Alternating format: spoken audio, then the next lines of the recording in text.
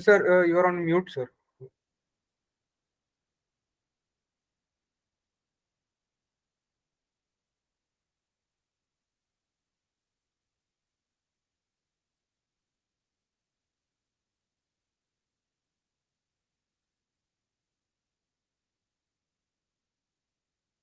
No, sir, like you're still not audible. Uh,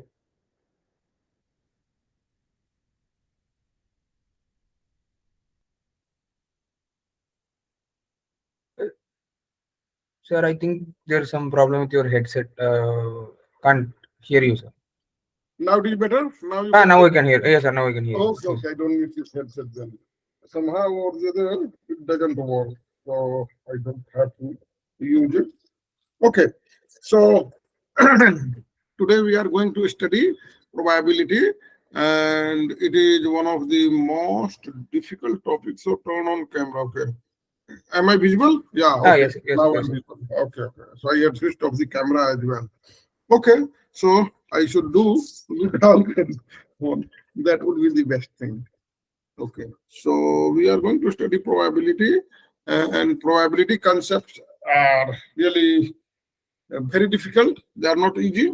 And in investment decisions, they measure the risk or the risky environment. So we are interested in knowing that what is the probability of we getting investment returns. So these probability tools allow us to make decisions with consistency and logic in this setting are based on probability concepts. So which probability concept is the book talking? So what are the probability concepts? Let's discuss. So what does the investor think about?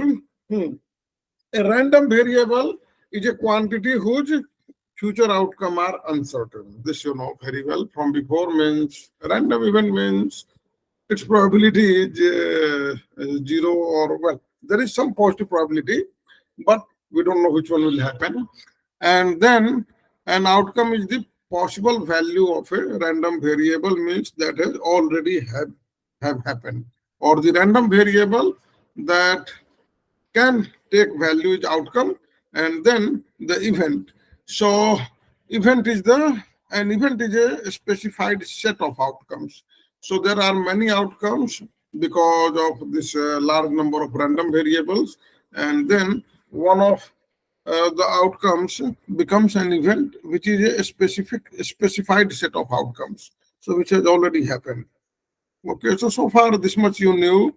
You knew this as well, that this is the normal probability distribution, and the probability that portfolio earns 10% return is here, just because zero is the mean return and 10% is the extra. So this 10% is alpha basically. Otherwise, portfolios normally don't give zero return, means it is considered zero daily return, because if there is a performance of say 10% in 1 year, then in 1 day it's close to zero.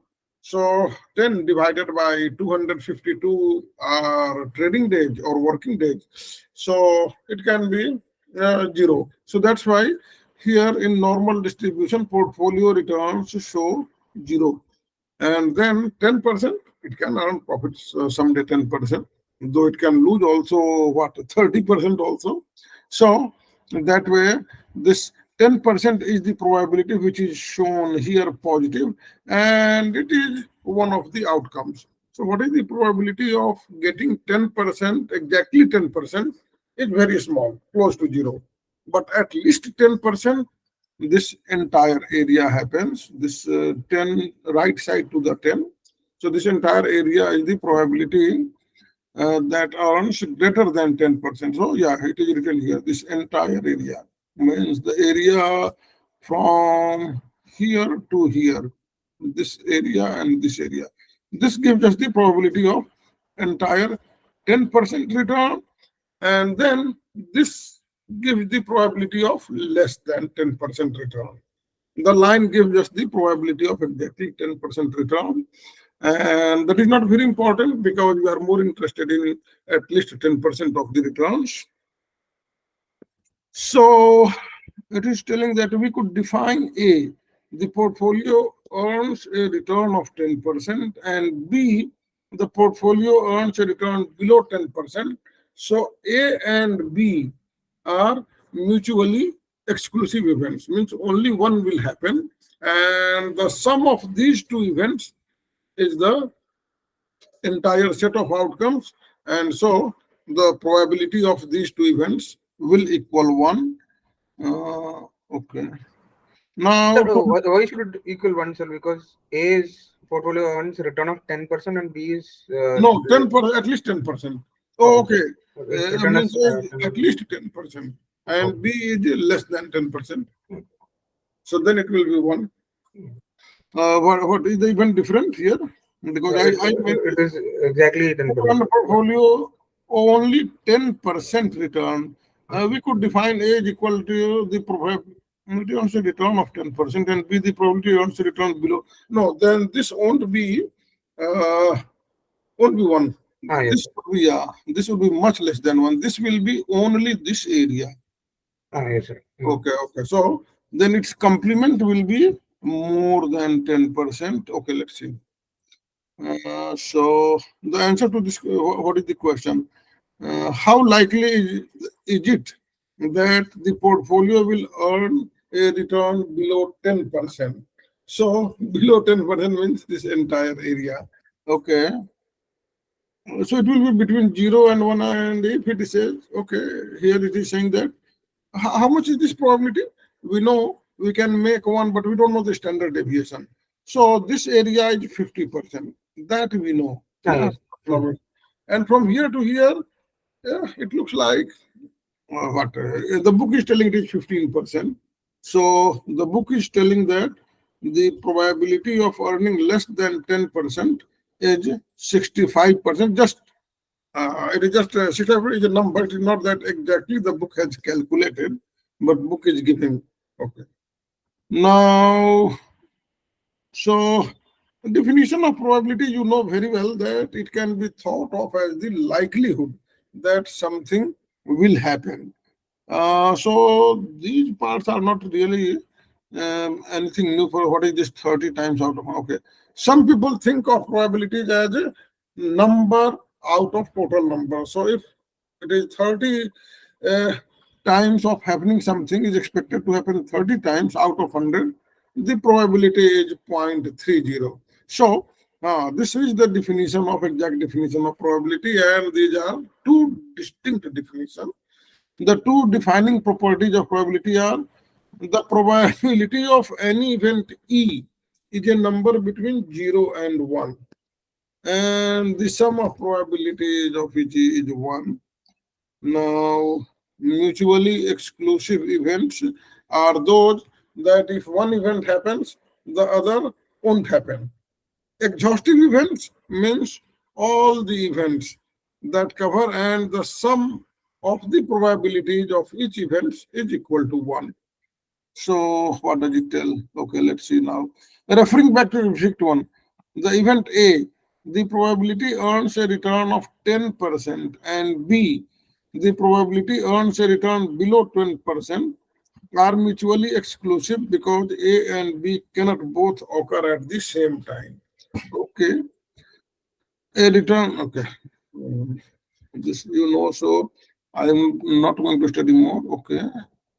Now, the third event is C. The portfolio earns a return above 10%. So clearly A, B, C are mutually exclusive, and then they become exhaustive events as well, because the sum of probability A plus probability B plus probability C becomes 1. Okay. Now we go to the empirical probability and a priori probability, which is theoretical probability. Means we are calculating. And then empirical probability means we collected data, in that we found the number of outcomes, and then we divided that number of outcomes by total number of outcomes. So that gives us the empirical probability. And then priori means we calculated theoretically. means what were the possible outcomes, and then what were the expected outcomes, or what should be the expected outcome. So most of the time, empirical probability is not equal to priori probability, but it is very close to it, if you know this. And then what is subjective probability? That depends upon the person who is evaluating. So we may, such as you and me only, if you are trying to estimate the probability of what, winning a lottery, okay, then we may have different expectations of, and it is not even though the probability of winning a lottery ticket is equal for all, means priori probability or theoretical probability is equal for all, but we may think that, okay, you are luckier, so you will win, and I will think I am not luckier, so I will not win, and then I will not buy the ticket. But you will go and buy the ticket. So these are highly subjective, these are called subjective probabilities, and they are neither empirical nor priori or theoretical, but they are dependent on the person guessing the probability, and that can vary a lot between two persons. So that's why it is called subjective probability, and they are of great importance in investment. Why? Because investors in making buy and sell decisions that determine asset prices often draw on subjective probability.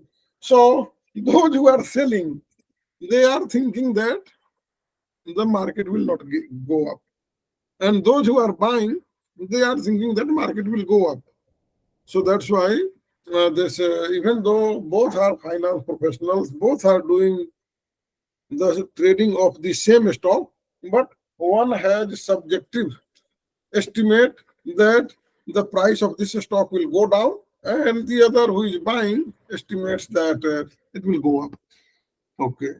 So subject now after this definition of these three, and let's go let's talk about odds. Okay. So the odds are, do you know what are the odds are? Like if you have this 5 outcomes, and the probability is 25 of the outcome, then what would be the odd? Can you, yeah, 0.75. point Sir, seven, it should be 0.25 by 0.75. 0.25 by 0.7, very good, one of three. So odd would be 1 by 3 or 3, 1 in 3 odds. Okay, so you are correct. So let me go down further. Okay, okay, so let's do this question, and then it will be a chance for you. Okay, read this question. If your first colleague has 0.4 probability of passing, what are his odds of passing? 0.4 by 0.6. 0.4 by 0.6, so 1 to 1.5. Okay, so 2 by 3, yes. So 1 by 1.5 is same as 2 by 3. Okay. Second colleague has odds of passing 4 to 1. What is the probability of her passing? Probability of her passing would be sir, here denominator would be 5 now, sir. Yes, denominator will be some of these two. Some of these two, yes. Because we are calculating probability, so the denominator is sum of the odds. Both odds. So when we are calculating probability, the denominator is always the sum of two odds. Then it will be, since he has 4 to 1, should be 4 by 5. Yeah, 4 by 5. So 0.8. Very good. So it is 0.8. Yeah, here. Okay. Now, odds for E is PE by 1 minus PE. That is the formula for odd. Okay. So given that probability PE, odds for event E is equal to that PE divided by 1 minus PE. Okay, so A by A plus B. Okay, and then when we are calculating probability, we always add the odds, both the odds. Odds against E will be 1 minus PE by PE. So Nothing very trivial here. Okay. If 1 by 8, the odds for E are 1 by 8 by 1, 7 by, okay. For an event, odds for an event. If P is equal to 1 by 8, then odds are 1 by 8 by 7 by Sir, 8. like in like when they are betting for sports matches and all, why are they taking odds instead of probability? Oh, when they are betting for odds, when they are betting for Sports matches. betting for sports, Yes. then why do they? Oh, because this will tell you that they tell for 1 rupee, take 5. So that gives the odds. Means if the probability, if the odds are like this, that they know that his odds are winning, odds of winning this team is what? Probability is 80%. Okay. So if 80% is the probability, means odds will be 1 to 4. So you may simply offer that, okay, for this team, I will give you 3, you give me only 1. So that is the way of expressing odds. 1 for 3. Then means he's betting that if he gets means he's not likely to, he's getting the probability, he is betting that probability more than what 1 for 3 means what 75%, no? Means 25 by 75, so 0.25 0.75. So that's how these odds are expressed, because the bettor doesn't know what is probability. She will say that, okay, I am giving you 10,000 rupees. How Sir, much? like if the bettor doesn't know the probabilities, how does he know the odds also, sir? Like No, the one who is betting, he knows the odds. But the guy who is thinking, it is subjective, no? It yes, is, sir. it So is subjective probability. So they are both just, it happens in cricket match, and that's why matches are fixed.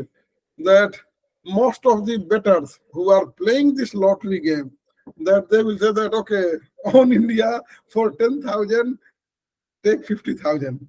Now the guy who is who doesn't know about this, he knows that, okay, 10,000, why not give 10,000 if I can get 50,000? He doesn't know that the match has already been fixed. So the guy, the one who is paying 50,000, will definitely win. But the one who is paying 10,000 as odds for 10,000 for 50,000, he doesn't know that. So that way, since he had insider information, or he had already fixed the match with the players, team captain, manager, and maybe just Sahaj in India. So he might have some role, or he may have the biggest role. So those betters who do this, and we, the police audience, we clap when 1-6 is hit. But we don't know that already the match has been fixed, and even for this, hitting this 6 was some bet. And someone is making money, or someone is fooling all the audience and those who are gullible betters.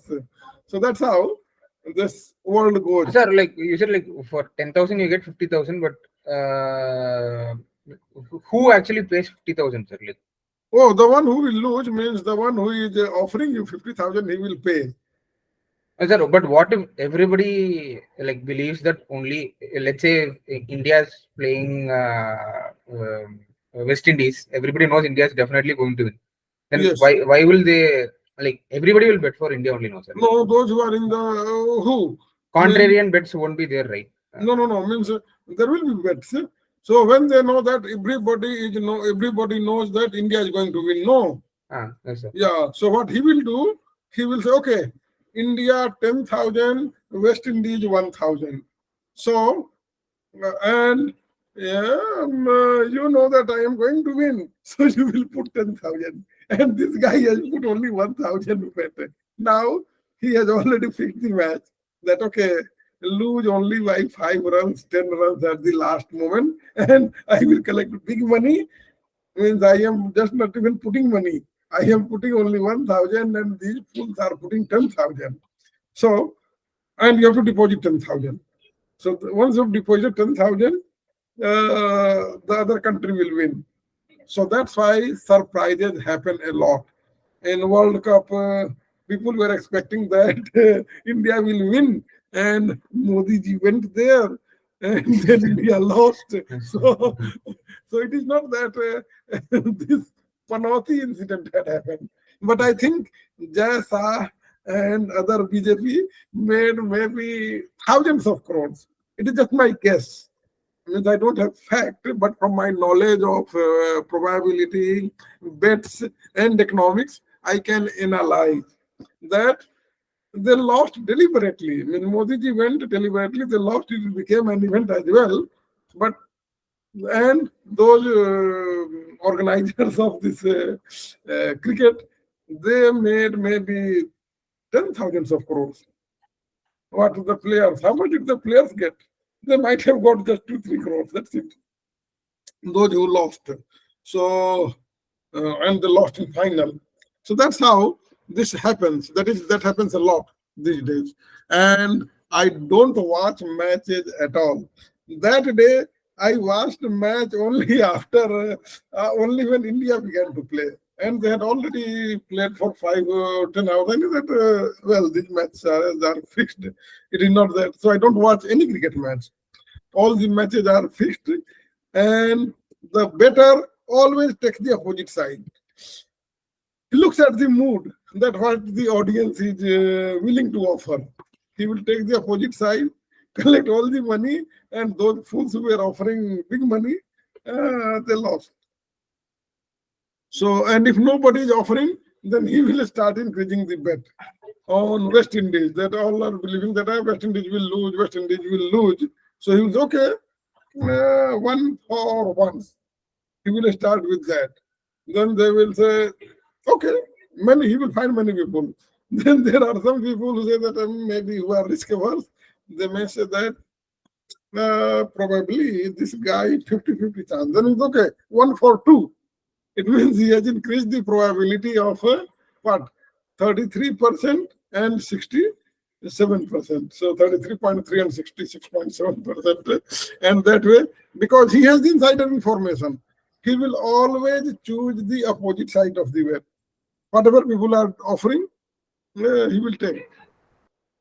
And then that is because like he'll get a higher return based on the yes, contrarian bit. Yes. yeah. In the contrary, he will get the high return. He will change the result of the match accordingly. Because these Jay Shah and other FIFA Cup organizers, they can always change the result. After interval, okay, how much money has been collected, they will come to know.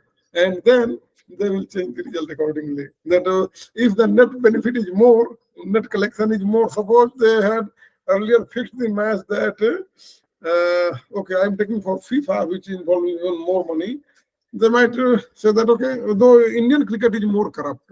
So in the cricket, corruption is more, but corruption is in FIFA as well. But cricket is more corrupt. So, okay, let me remain on cricket only. So if they will know that well, the bets against what? West Indies were high, means they were saying that West Indies will lose. What they will do, they will make India lose that day and collect all the money. And by the interval, they will know that they have collected a lot of money and then make West Indies win. So that's why the odds are expressed that way. Means odds tell you exactly that what ratio you are going to get for your money, and common people understand that only. If you tell them that, okay, 1 to 3, so your probability is 25%, they will not understand that. They will say, okay, I am putting 10,000 and getting 30,000. Looks like a good deal. So that's how this odds things work. And that's why in games they tell that. Okay. So here is an example, but we don't even. So here is an example, and this example tells us for odds of 15 to 1. Yeah, that is what you read, no? This 15 to 1 against E. Yeah, probability of E is 1 by 16. The one who is getting 1 is the probability is 1 by 16. So a wager on E, if successful, returns $15 in profit plus the $1 stake in the wager. So he will get the entire 16 because he was getting 1 for 15. Yeah, if you put 1 for 3, means you will get entire 4,000 because 1 was your and you are going to get 3 as well. So that's why odds are expressed, or in the matches we have this amount that tells us the ratio of amount tells us the odds. Okay, let's go down. Profit from inconsistent probabilities. So, what does this example tell? You are examining the common stock of two companies in the same industry in which, and okay, yeah, and antitrust. Okay, so this is a question. So let's read the entire thing, or would you read? Let me see. This is an example, and so we can discuss. Okay, why don't you read and we will discuss before seeing the solution? That would be that make one read better, understand better. Yeah. You are examining the common stock of two companies in the same industry in which an important antitrust decision will be announced in the next week. The first company, Smithco Corporation, will benefit from a governmental decision that there is no antitrust obstacle related to a merger in which it is involved. You believe that Smithco's share price reflects a 0.85 probability of such a decision. A second company, Selbert Corporation, will equally benefit from a go-ahead ruling. Surprisingly, you believe Selbert stock reflects only 0.5 probability of a favorable decision. Assuming your analysis is correct, what investment strategies would profit from the pricing discrepancy? Consider the logical possibilities. One is Okay, that so the let's discuss this. So here is the question. Assuming your analysis is correct, what investment? I think the question is here only. Later on, I think it is answer, no? Oh, no, solution is here. Okay. So, yeah, the question is answered. Means if antitrust law is passed, both companies will benefit. The stock price of both companies will go. And the stock price of first company Smith Company will go by share price reflect the 0.8 of such a decision. Means its price is already high. There is a 85% decision means those who thought that 85% of the people thought that the decision will be in their favor, so they purchased it, and so its price went up. So already the price of a Smith Company has been high, and the price of Selbert Corporation is also high, but only by 50%. So this one is definitely higher. The Smith Company's price is definitely much higher than the price of Selbert. sure, here the 0.5 and 0.85 they reflect the like the effect of the decision on the share price, right? Like yes. So, but it's not, prices rise before, no. When the decision comes, price immediately jumps. Then so that will be after the decision, no, sir, not before the after the decision. decision, so you will not benefit. So what you will do that you have to take bets. You will invest money today. Because the decision is going to come after 2 hours, you will buy the stock now. Okay, that because it is cheaper. Because after decision, the stock will jump by 10% or 15%. Then you lost the opportunity. So that's why this estimate of probability becomes very important in investment management. After decision, you won't get any stock at that old price. Immediately it has jumped. So you won't get, so that will be, that information is useless. Okay, so it is Yes, clear? yes. Okay, now it so means out of these two companies means this Smith Corporation prices have already gone up much higher than what this Selbert Corporation prices went up. It also went up because there is 50% chance of going up. Otherwise, it won't go up at all if there is a chance of 0%. Okay, so, okay.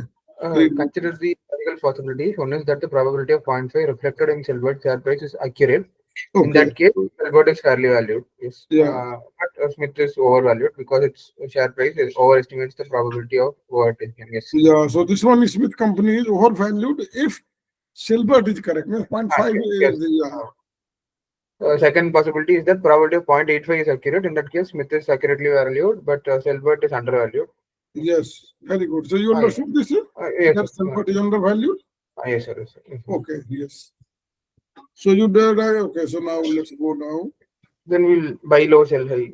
Whichever is No, yeah, buy undervalued, we low and will. sell high. So whichever is overvalued, you will sell that.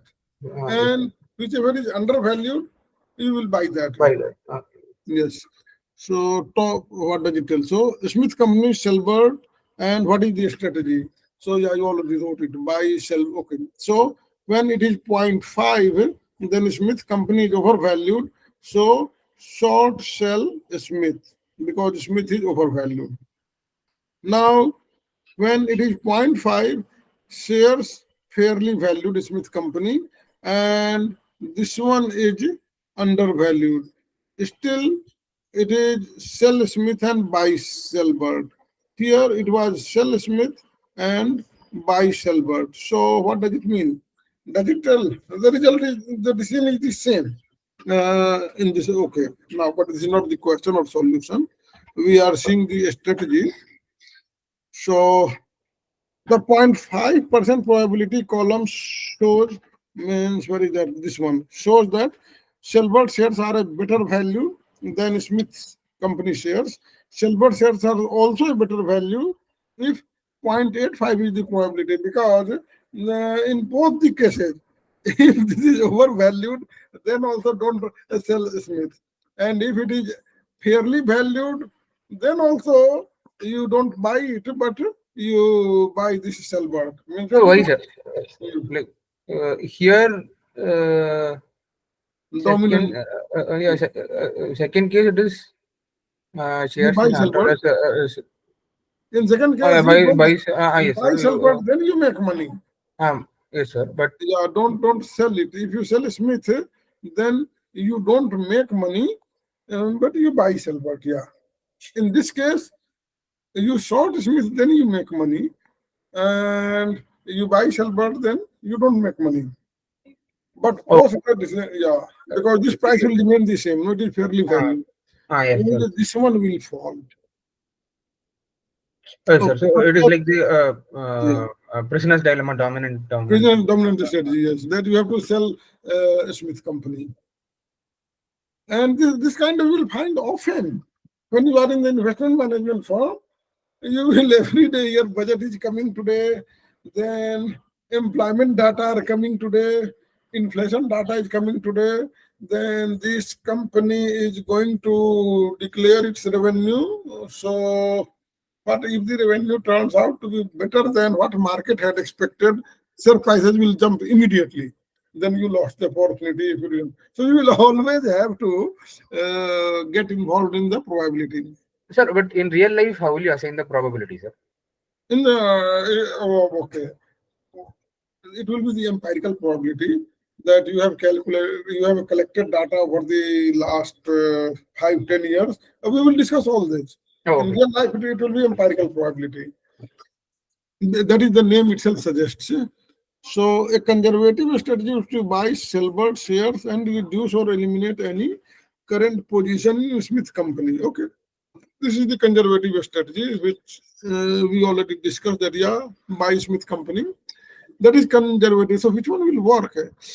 Because if it is fairly valued, then we will not gain actually. When it is undervalued, then only buying works. But a conservative strategy means we will not lose money. Okay, selling short, I think you know that the concept. Know that in the when a person sells or shorts the stock, shorts means he will borrow from someone, sell it now, get the money, and invest it in bonds or whatever, or put it in bank to get some interest, or in the stock market itself we will put with the broker, and broker will pay interest. Then when the prices have gone down, he will buy it back and return the share to the lender. So, what is the most aggressive strategy is that short Smith company stock, and simultaneously buy the stock of Selbert company. Yeah. So this one is actually, it assures profit. Do you know how? Put 50% of the money, means If it is fairly valued, still only 50% you will gain. That since you have sorted this Smith company. Or if here it was, then you sorted, so you will not get on this, but on your 50% investment, you will get money. So that's what I used to recommend, that, well, you are sure to make money. Though not always, but you will make some money, not that you will always make money. I mean, you will make full money, no, not maximum, but it is not that you will make zero also if you divide it between 50-50%. So I often used to suggest that to my employer, and it had worked many times. So what does the Dutch book theorem tells? Okay. So the prices of a Smith company and Silver shares reflect probabilities that are not consistent. According to one also, these are not consistent probabilities. One is 0.5 and another is 0.8. So according to one of the most important probability results for investment, the Dutch book theorem, inconsistent probabilities create profit opportunities. So, how was the assured profit opportunity here? That if you have $1,000, sold 500 of Smith company and buy 500 for Selbert, then you will make money on one of them definitely, and in the another you will not lose money because one is fairly valued and one is either overvalued or undervalued. So you will definitely make money on 50% of your investment. So in our example, okay, buy and sell decisions exploit the income. So whenever you see the inconsistent probability, you get the opportunity to make money. So far, we had studied the easy part. The difficult part starts here. In probability. The difficult part starts here, and that part is about this conditional probability. And this conditional probability tells us that events are not independent, but they are dependent on occurring of one event. So let's do that. That what does it mean? Let's go down. So, just a minute.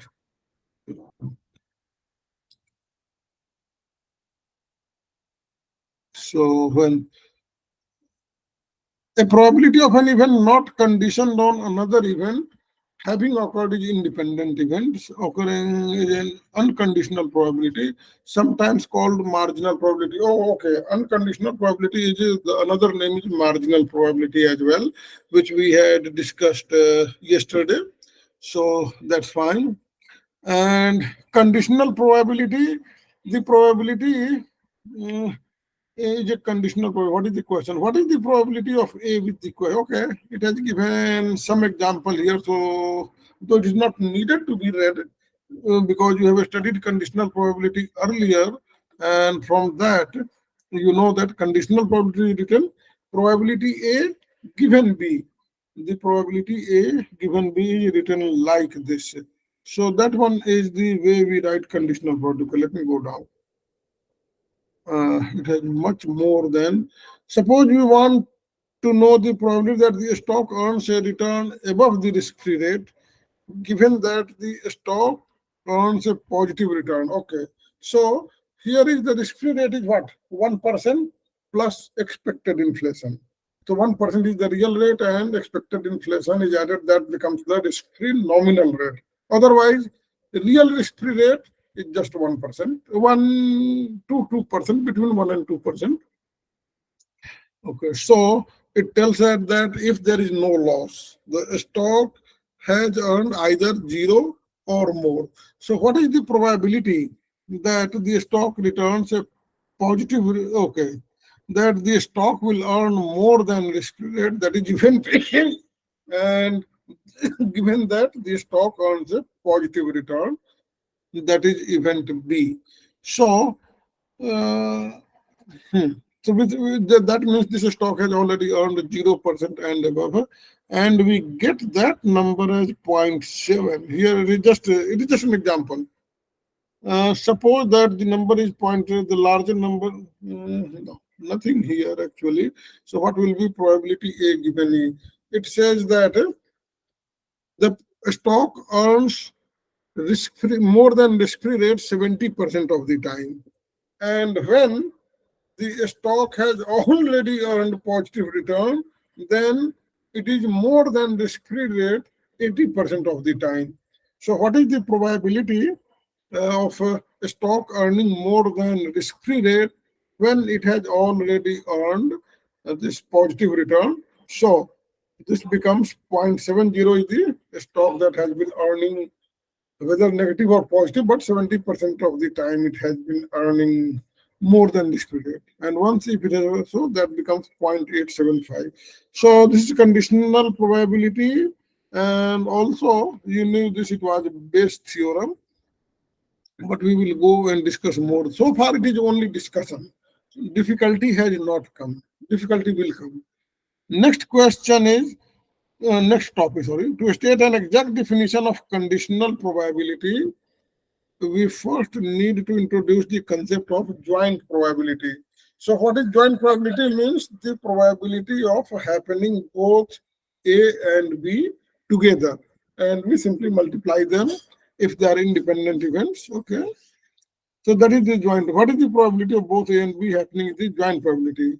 And then this is read as probability AB. And okay, the joint probability is the sum of the joint probability of A and B is the sum of probabilities of outcomes they have in common. Okay, so they have A has some common element. Means in the set theory we have this kind of here it was there was a picture as well. So yeah, this one. This area is the joint probability. Means A and B both are happening. So we will go up. Sir, in this, the order does not necessarily matter, right? Like No, whether A occurs first or B occurs. whether F or B or no, order doesn't matter. In joint probability, A and B, B and A, both are okay. equal. A and B and A are equal. Okay. So let us consider an example. Two events. The stock earns a return above the risk-free rate. Okay, very good, we saw. And then the stock earns a positive return B. So we had seen that what was their value? Is it? It is not using that value, but anyway. So one is a stock earns a positive return, and the stock earns the risk-free return above the risk-free return. So the outcomes of A are contained within a subset of outcome of B. Because if a stock is earning positive return, it is also earning higher than the well. If a stock is earning risk-free return, then it is definitely earning positive return because risk-free return is never negative. Well, I should correct this. Japan sees a negative risk-free return, so I take my words back. But here it means positive risk-free return. The outcome of A are contained within the outcome of B, so probability AB equals probability A. Why? Because A is a subset of B, so that's why probability AB equals probability A. We can now state a formula. And what is probability A? Probability A is the stock earns more than risk-free rate. So A times B, since it is contained entirely contained, so it will be probability A. Okay. Now let's read the definition. So the conditional probability of A, given that B has occurred, is equal to the joint probability of AB divided by the probability of B. So here it is. Probability A given B is equal to probability AB divided by probability B, and probability B is not equal to 0. So that it doesn't become infinity. This one we had studied in Bayes theorem, but so just playing around. Multiplication rule. Now, if we have to calculate probability AB, then what we will do? We will simply, we have probability A given B times probability B. So it is simple algebra. So what is the example here? You know this example, but anyway, I am reading it once again. Suppose B happens half of the time, means probability B is 0.5, and A and B both happen 10% of the time. So probability A given B will be 10% divided by 50%. 50%. Yes, sir. Yeah, so 0.2 multiplication rule of probability. This I had already explained, that probability AB is equal to probability A given B times probability B. Now, such as it is telling that probability AB was how much was that probability AB? What we had calculated here, probability AB was 0.2 and probability B was 0.5. So 0.2 times 0.5 is equal to 0.1, which was our probability AB. So let's go. This one is very interesting part and the difficult part as well. Okay, so here I will be slow and thoroughly detailed, because if you learn this, then you have learned the chapter, and this example will be used later and as well. So be very careful. But okay, you read it. Conditional probability. Conditional probabilities and I'll predictability. read a bit slowly so that Yes. Conditional probabilities and predictability of mutual fund performance. An analyst conducts a study of the returns of 200 mutual funds over a 2-year period. For each year, the total returns for the funds were ranked, and the top 50% of the funds were labeled winners. The bottom 50% were labeled losers. okay. Exhibit 3. So this means that the probability of winning is 50%, 0.5, and the probability of losing is also 0.5, because it is above average and below average. Okay, yes. Exhibit 3 shows the percentage of those funds that were winners in 2 consecutive years, winners in 1 year, and then losers in the next year. Losers, then winners, and finally losers in both the years. The winner entry, for example, shows that 66% of the first year winner funds were also winners in the second year. The 4 entries in the table can be viewed as conditional probabilities. Okay, so here it is. So year 1 winner already won. Then in year 2 also, out of those winners, 60%, 66% will be winner in year 2 also. Okay. Yes. And if it had become a loser, then only 34% of the losers in year 1 will become winner in year 2. Yes. Same way, those which were already winners in year 1, there is only 34% chance that they will become loser. And those who were loser, they had 66% of being loser in year 2 as well. Yes. So means these guys are inefficient. The year 1 loser and is likely to be inefficient. Likely to be, not that always, because it still has chance of 34% being winner next year, but it has pretty likely to be loser. So if it lost this year, okay, yeah. So read this question. State the 4 events needed to define the 4 conditional probabilities. Okay, so how will you state the year 1 winner? Year 2 winner given year 1 winner. Means that will be what? Probability year 2 winner cohort A. Okay, the 4 events needed to define, no conditional probability. So the 4 events will be year 1 winner, year 2 winner. Then year 1 winner, year 2 loser. Then year 1 loser, year 2 winner. And then year. Sir, your connection is lost for a minute, sir. Oh, okay. So it is asking state the 4 events needed to define the conditional probability. So what will be the 4 event? Means winner in year 1 is also the winner in year 2. Year 2. Yes, sir. And then second will be winner in year 1 is loser in year 2. Then loser in year 1, winner in year 2, loser in year 1, loser in year 2. Very good. You answered correctly. Okay. Now, state the 4 entries. Yeah, read question number 2. State the 4 entries of the table as conditional probabilities using the form P. This event that event is equal to number. Okay, so you will So again then, write it here for this year one winner give so year two. Okay, 4 events. No, so which one we will start with? So we should start with year two because okay, let's write this. Fund is a year one winner. No, it is state the sir, four. fund Yeah. is a year one winner is 0.5, fund is a year one loser is 0.5. Then, Yes. it No, doesn't it have is anything given asking to that. write these 4 events. Uh, So how so, will you write these 4 events? P of year one, No, this one is okay, P of dependent. year two winner given year one winner is equal to 0.66. 0.66. Very good. Then Then P of year two loser given year one winner very is good. 0.34.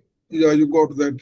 So probability fund in a year two is winner given fund one is a winner is 0.6 and 0.34, and for same for row two. So row two is that fund in year two winner given that fund in year one is loser is 0.34. So yeah. Okay. Now question number 3. So, are the conditional probabilities in question to empirical, priori, or subjective probabilities? Sir, it is empirical, right? Very good. It is empirical. These are calculated data, so these are empirical probabilities, yes. And then this question number 4 is difficult. You may have to solve it. So, and you will learn also. Okay.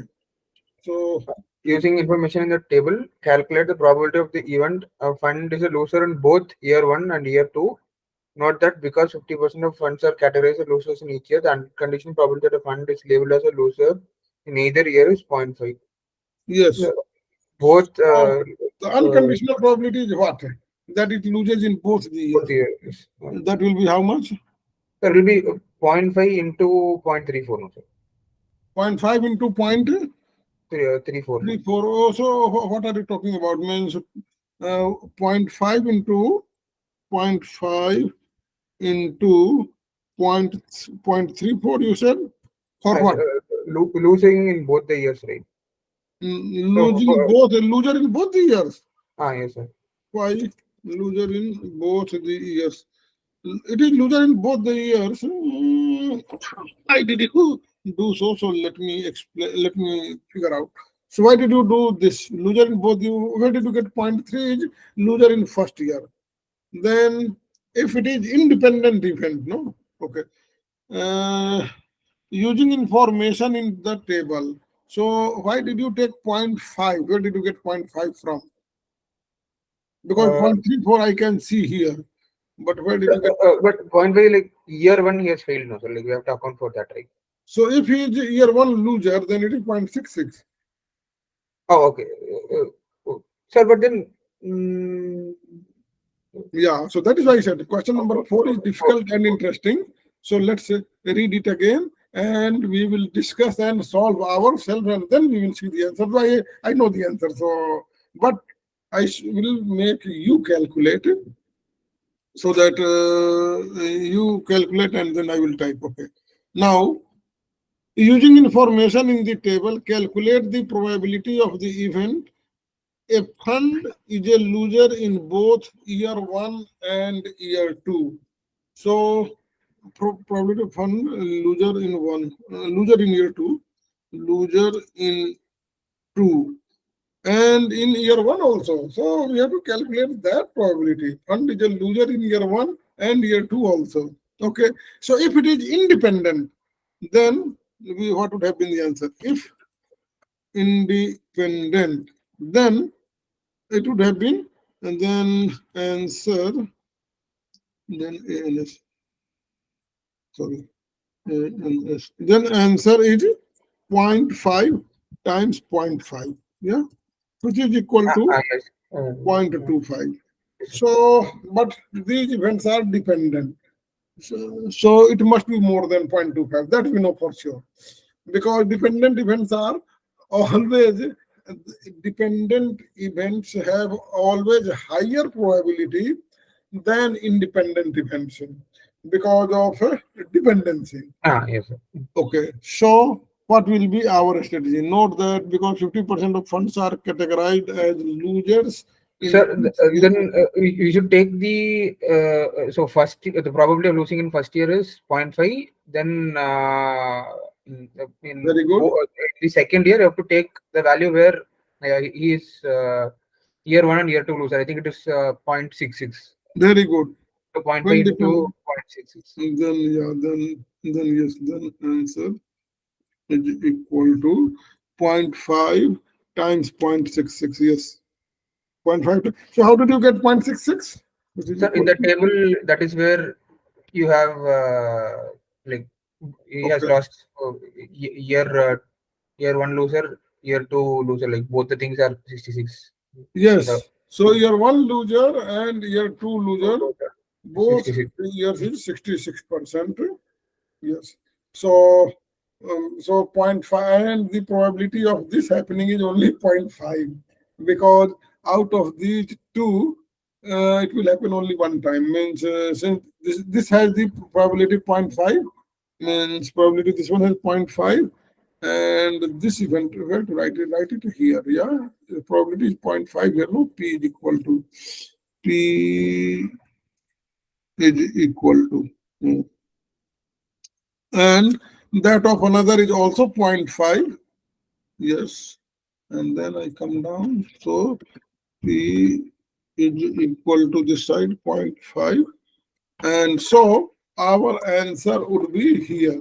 So our answer to 4. Answer 4 is equal to 0.5 times this 0.66, which is equal to 0.33.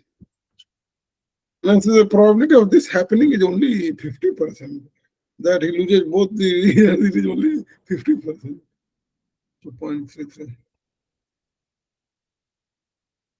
What does it look? So yes, here is the 0.33. So probability AB.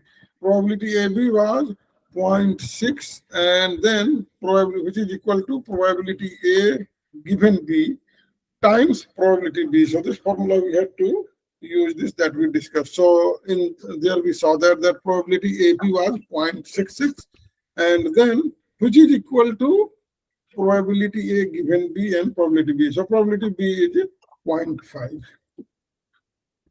Okay. So this one is difficult, slightly difficult.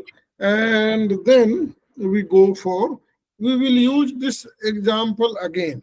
It is not that we are free now. We still have to learn much more than this. Addition rules that you know, probability A or B is equal to probability A plus probability B minus probability AB. This is also known as probability A union B. But since we are talking finance, not mathematics, so we are using the plain language probability A or B is equal to probability A plus B minus probability A intersection B. Now exhibit 4, this is exhibit 4, illustrate this process to avoid double counting. You are too much familiar with this, so I am moving forward because this area, then B area is only orange, and then this one is combined, then it has Hi, to yes, be sir. added Like twice. overlap. Overlap. So it has been added twice because it was added once in A and then once in B. So we must deduct it once. So since it was added twice, we need to add on the double counting. Okay, frequencies and probability. Consider example. What does he? What does? Okay, you read this. Analysts often discuss the frequencies of events as well as their probabilities. In Exhibit 5, there are 150 cells, each representing one trading day. Outcome A, one of the 80 trading days when the stock market index increased, is represented by dark shaded rectangle with 80 cells. Outcome B, one of the 30 trading days when interest rates decreased, is represented by light bordering rectangle with 30 cells. The overlap between these two rectangles when both A and B occurred, the stock market index increased. Okay. Oh, okay. This is yeah. Interest rates decreased, happened 15 times and is represented by intermediate shaded rectangle. So this one is A and B, and this one is the 30 days, and this one is the 80 days or 20, whatever it was. Okay, let me, what does it want to tell? Oh. So this one is frequency of a stock market is 80 days and has an unconditional probability 0.533. Okay, because total there are 150 days, so 80 by 150. Then frequency B, this one is 30, 1, 2, 3, 4. Okay, yeah. So 30, so probability 0.2. The frequency of AB is 0.1. Okay. So what does he want? What does the book want to ask? Okay. Now the frequency of A or B. Okay. So here is the question. Okay. So read this part and then. Here, okay, so let me read the question. The frequency of Yeah, okay, go ahead. The frequency of A or B stock market index decreased or increased its increased or interest rate decreased is 95, and P A or B is 0.633 using addition rule for probabilities. So again, there is no question. There is the probability of not A or B. Okay, there is no question. So what is the solution? The conditional probability A given B, probability AB. Stock market index increase given that interest rates decrease was 0.5. Okay, and probability AB, A given B is equal to probability AB divided by probability B, so it comes out to be 0.50. Okay, there was no question. Yes. The next example shows how much useful information can be obtained using probability rules. So let's see next example. What does it tell? Probability of a limit order executing. Yes. So what happens in trading that you put the price and then limit order tells that at this price, when the stock market comes down or up to this price or reaches this price, then my buy or sell. So if it is buy limit order means when the stock market goes down because you want to buy cheaply, you set the limit price. So you have two buy limit orders outstanding on the same stock. A limit order to buy a stock at a stated price is an order to buy at that price or lower. Means if you put the limit order to buy for $10, the system means the computer will buy if the price is 0.10, if the price is $10, or if market suddenly went down to $9.95, it will buy at the rate of 9.95. So you won't have to pay 10, you will pay only 9.95. So that is what internet service. So a number of vendors, including an internet service that you use, supply the estimated probability that a limit order will be filled within a stated time horizon, given the current stock price and the price limit. So if the current stock price is how much now? $11. Then they may tell you that the probability of reaching 10 is only 0.1. Because they have this information about market volatility. It is not that the stock price has gone down because of fundamental changes. It is only because of this market volatility, and it may go up to 12 as well. So one buy order was placed for a price limit of 10. The probability that it will execute within 1 hour is 0.35. The second buy order was placed at 9.75. It has only 0.25 probability of executing within the same 1 hour time frame. So the probability of lower is even smaller. What is the probability that order 1 or order 2 will execute? Oh, okay. So it is simple union. Order 1 or order 2 will execute. So it will be actually pretty high. So we will calculate probability AB. What happens that if A has, B has happened, means if order 2 means 9.75 the price has reached, means this will automatically be executed. The one at limit price 10 will automatically be executed. So in this case, if probability 1 is part of probability even 2. So what does the book tell? The two probabilities are given. Probability order 1 execute is 0.35 and order 2 executes is equal to 0.25. Note that if order 2 executes, it is certain that order 1 also executes because the price must pass through 10 to reach 9.75. So what is the probability that either one? So one will be executed, means 0.35 will definitely execute. And then 0.25 will also execute, so that we will add. So, and using the multiplication rule of probability, that order 1 both execute is probability AB. And here it will be only 0.25, because since that is the part of that. So order 1 executes, order 2 executes, and order 2 executes is 0.25. Why it is 0.25? Because this part is just subset, means that is 1. The probability of 2 being executed, probability of 1 being executed becomes 1 when probability 2 is executed. Do you get this point, Yogi? Sir, can you explain this Okay. with Here is drawing the, some okay, diagrams? let's, Sir, like, yeah, okay. So let me explain it in a better manner slowly.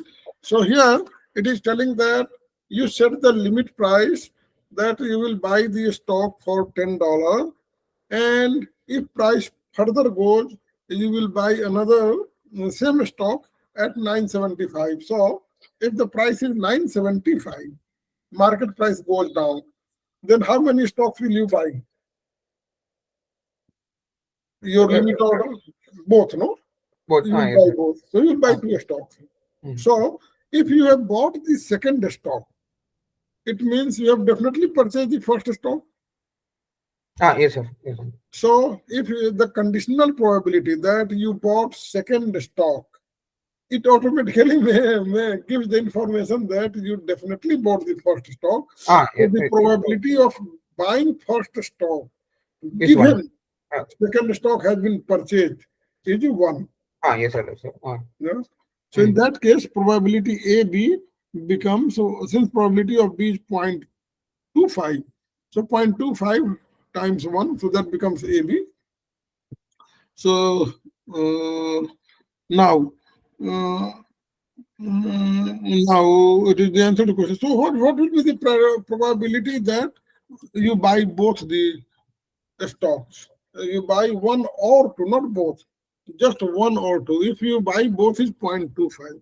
So 1 or 2. So probability 1 will be 0.35 plus probability 2.25 minus probability A intersection B, which is 0.25 or AB. So that way the answer is 0.35. Yes, sir. Yeah, and yeah, okay, very good. So no, not very difficult. Only difficulty was that what is probability AB? That was 1. AB was, sorry, 0.25, not 1. 1 times 0.25. Okay. Question number 2, and then we will discuss what is read question number 2. What is the probability that order 2 executes given that order 1 executes? So That is it doesn't give any information. Yeah. Does it give any information or no? Sir, they have given Order 1 is at order 10. 2 executes. Sir, can you scroll up to the question, sir? Okay. The question is this one. No? No, sir. Like the total information. Okay, the total. Yes, sir. Here. The second buy order was placed at a price limit of 9.75. It has a 0.25 probability of executing within the same 1 hour time frame. So that is order 2 given order 1 is 0.25, right? Yeah. The probability of this being order 2 being executed means the market reaching at 9.75 is 0.25. Given, yes, sir. So that would be 0.25. It is possible that market may return once it touches 10, but then market returns. When market is coming from 11, it is touching 10, and then again it returns. Then order 2 won't be executed. Yeah, so order 2 order 1 will be executed if order 2 has been executed. But when order 1 has been executed, it doesn't give any information whether order 2 will be executed or not. So what is the probability? Means it has come down, no? What is order 2 given that order 1 has, okay. So the probability that, okay, let's see what I was trying to solve that problem. So the probability that second order execute is 0.714. If the first order, how did he receive that? So should we do that with, okay, let me read. In the solution to part 1, you found that probability order 1 executes and order 2 executes is equal to 0.25. And equivalent to state is that probability 1 executes and order 2 executes is 0.25.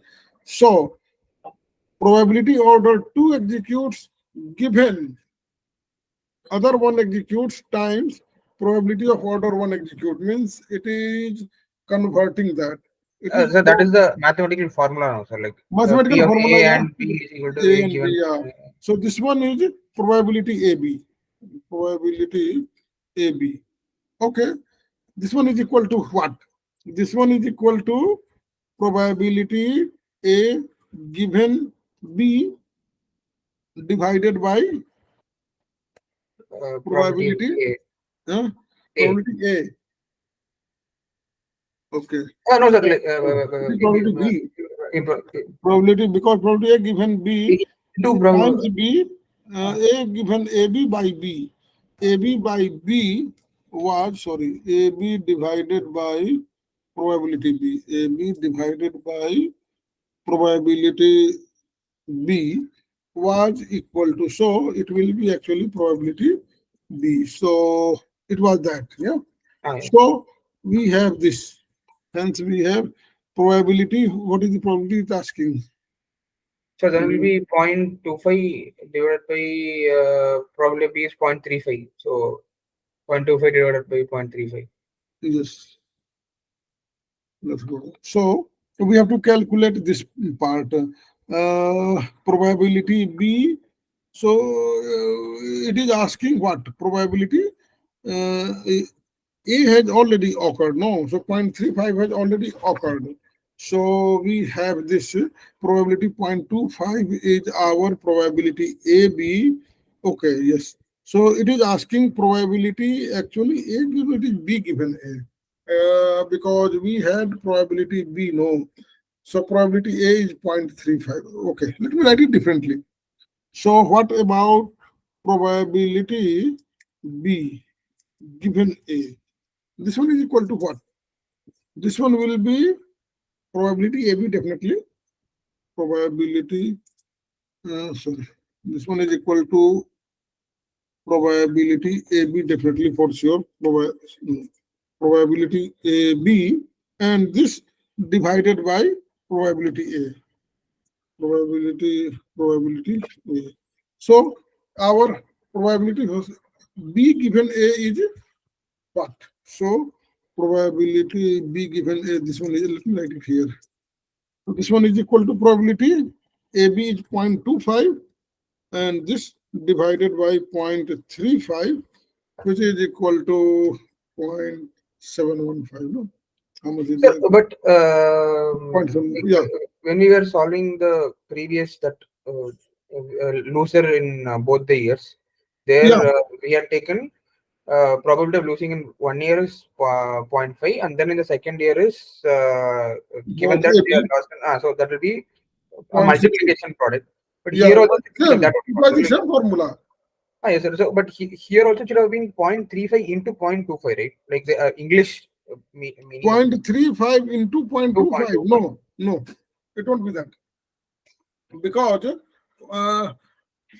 okay, let's go back to that and we will solve that in A and B form, okay? So that you will understand the difference. Here the event B was, here, where was that? Yes. So here the event B had probability 0.5. So what was the question number 4? Let's see. Joint probability, no. it is asking us question number 4. Using the information in the table, calculate the probability of the event a fund is a loser in both the years 1 and 2. Okay, so the probability of fund being a loser is 0.5. So let's write that here. Probability of P, probability of fund being a loser.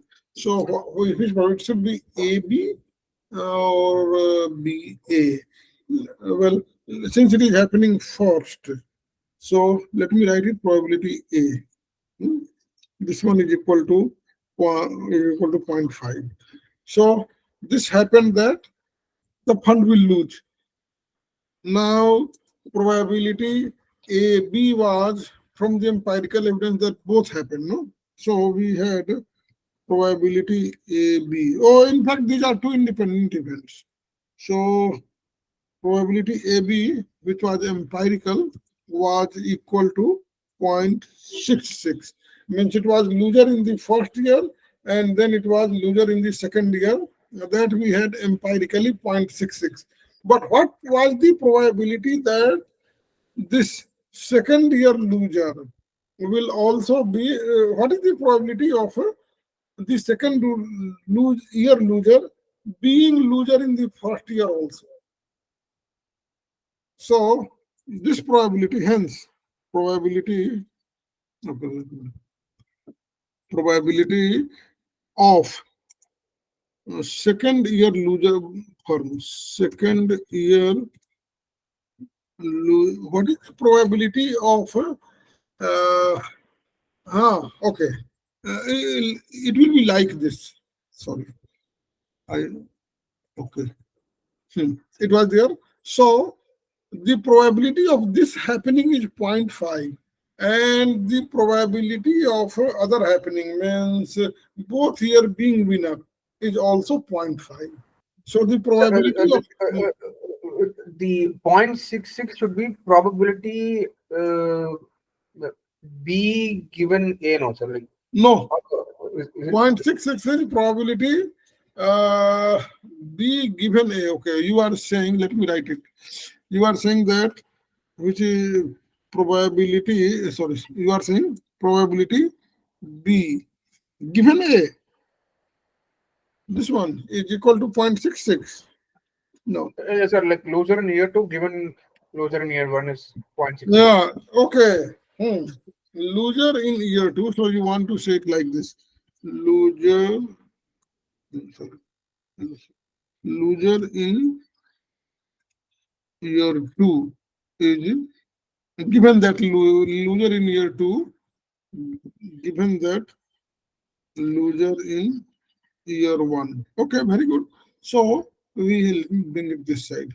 So we have this kind of information.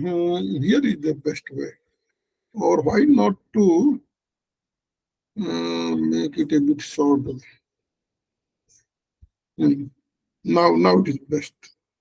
So probability B given A is loser in year 2 is the probability, but event is not the loser in year 2. It is like this. The event B is, let B represent the event that fund in year 1 is a loser. So okay, so fund 1, so the probability of B is point. Okay, yes. Yeah, we already wrote. So probability A, which is equal to no, not probability. It is actually probability B. It has been given here. Definition. Probability B is equal to 0.5. It tells us that note that where was the yes, calculate, note that because 50% of funds are categorized as losers in each year, what is that? Using calculate the event that a fund is a loser in both year 1 and 2. Where was that? The probability. I had read right now. Where was that? Note that. There is a solution.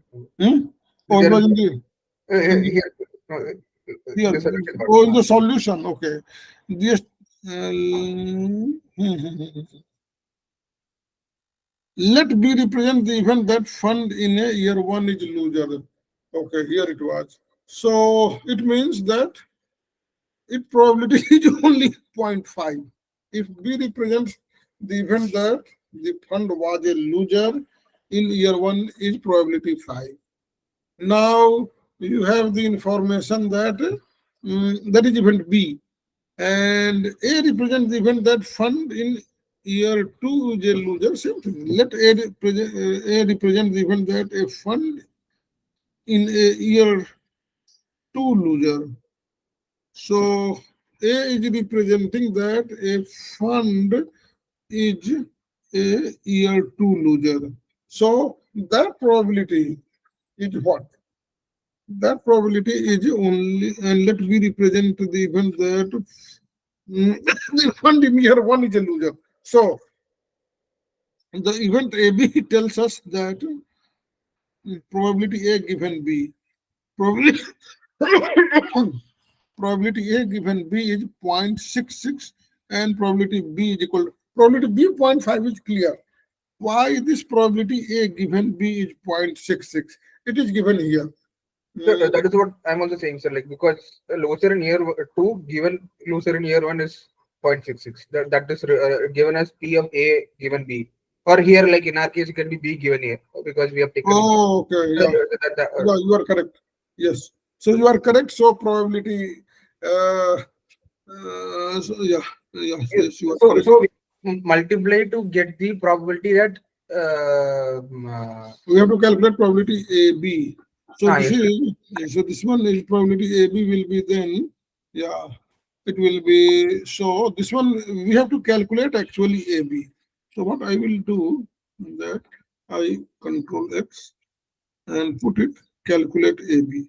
So probability AB, this one is equal to 0.66 times 0.5. Okay. Now, what do you want here? Compare it with the other questions. Yes, sir. So in that other question also, the probability of the first option to be exercised was 0.35. So like P of B is 0.35 and then B given A is 0.25. So our PAB should be multiplication of both the things, right? Like why should we divide? Okay. So you are saying in the first year, okay. I'm not going by the formulas, I'm just going by the logic. By the logic, yeah. Let's go by logic only. So here, which was the question? That was this question. No, question number 4. Oh, it was this question. So what was your question here? Here, what is the probability that order 2 executes given that order 1 executes? What is the probability that order 2 executes given the probability 1? Okay. So what is the probability of order 1 being? Okay, so our event is, let's define the event here. So the question is, what is the probability that order 2 executes? So order 2 executes is event B. Yeah. Order, let me read it. Probability of order 2 executes. Probability order 2 executes. This one, what do you want to write? This one is equal to what? Probability B. If you want to write this, then let's write it probability B. Yes, sir, probability B. Because it will happen later on, so we are writing probability B. Okay. Then, sir, that would be probability B given A, no, sir, because order 2 will not execute unless order 1 executes anyway. Yeah. So probability B is also probability A. Yes. So here one is probability B, which is equal to probability A given B. No, which is equal to probability B given A, which is equal to probability B given A. Yes, sir. Like, but this can't be equal to probability of B, right? Yeah, that is why I wrote both. No, like it should be just equal to probability B given A, right? Like yeah, probability B given A. Yes. So it's not equal to P of PB, sir. No, what I wrote that probability B is equal to probability B given A. Both are equal, no 0.25. This one is both are equal. No, sir. How is that the same, sir? Like, okay. How is that the same? They can't be the same, right? Like, No, we are not assuming. We have been given no here. It tells us here. Here it tells that here it tells us no that this second buy order was placed at limit of price 9.75. It has a 0.25 probability of executing within Sir, the so same one. it should be like the probability A and probability B should be always described with respect to the first event occurring, right? So your first event here is the Execution probability that 1 hour is 0.35. So probability A is 0.35. for Okay. 0.35, probability B is 0.75, 0.65, No, right? no. Okay. No, it is not that. It is not 1 minus. Both are not equal to 1. Both are equal to just 0.25. So you are saying, yes. What has happened to my computer? Sir, I'm just saying P of A is 0.35, P of B is 0.65, then P of B given A is 0.25. Okay, let me write it what you are saying. So you are saying probability, yeah, you are saying probability what? Probability P of A is B given A. Okay, let me write it. B given given A A is equal 0.25. to point to agreed. Okay. Then P of A is 0.35. PA is equal to 0.35. This also agreed. Okay. So here P of B, I'm not sure now. So like No, P it of is B, already given. No, you have probability B. Okay. So you are not sure what is probability B is equal to 0.25. It is given. It is equal to 0.25. No, it is given. Both are equal. sir, should Probability it B not be given. 0.65, sir? Like because 1 minus No, 0.35. no, because they are not mutually exclusive events. So it is possible because when B will happen, A will certainly happen. So B is actually, A subset of yeah. So they are not mutually exclusive. Mutually exclusive, sum of mutually exclusive events is one. But these are not mutually exclusive events. So their sum won't be one. Oh, okay, sir. Yeah. Uh, Then, yeah, what do you want to calculate? So we want to use that formula. So, and probability AB is also 0.25. No. Probability AB, well, these are not independent events. Yeah, probability AB is also 0.25. Probability AB is equal to 1 times 0.25, which is equal to 0.25. So probability AB is also 0.25. Now, that would be probably order one executes. A B is A and B, right? Like yeah, both execute. means Oh, when oh, B okay, happens, then A is definitely definitely. no. Okay, sir. Okay. Yes, sir. So probability AB is also equal to 0.25. Yes, sir. Yes, sir. Okay, so now we go to that formula that probability what A given B given A, no? We are calculating B given A. What is the probability that order 2 will be executed? So we are calculating probability B given A. Okay, so what will be the formula of this? This will be probability AB, then divided by probability A, no? Divided by probability A. That was the one we had studied, because probability B given or probability AB is equal to probability B given A times probability A. That is what we had studied. Yes, sir. Yes, sir. Yeah, so probability AB is also 0.25, so which is equal to 0.25 divided by probability is 0.35 divided by 0.35 is equal to 0.71. But we already know B given A is 0.25, right? So the like what are we trying to find in this equation? Like it will be We are 0.25. trying to find out the probability of B given A. Sir, but already we know B given A is 0.25, right?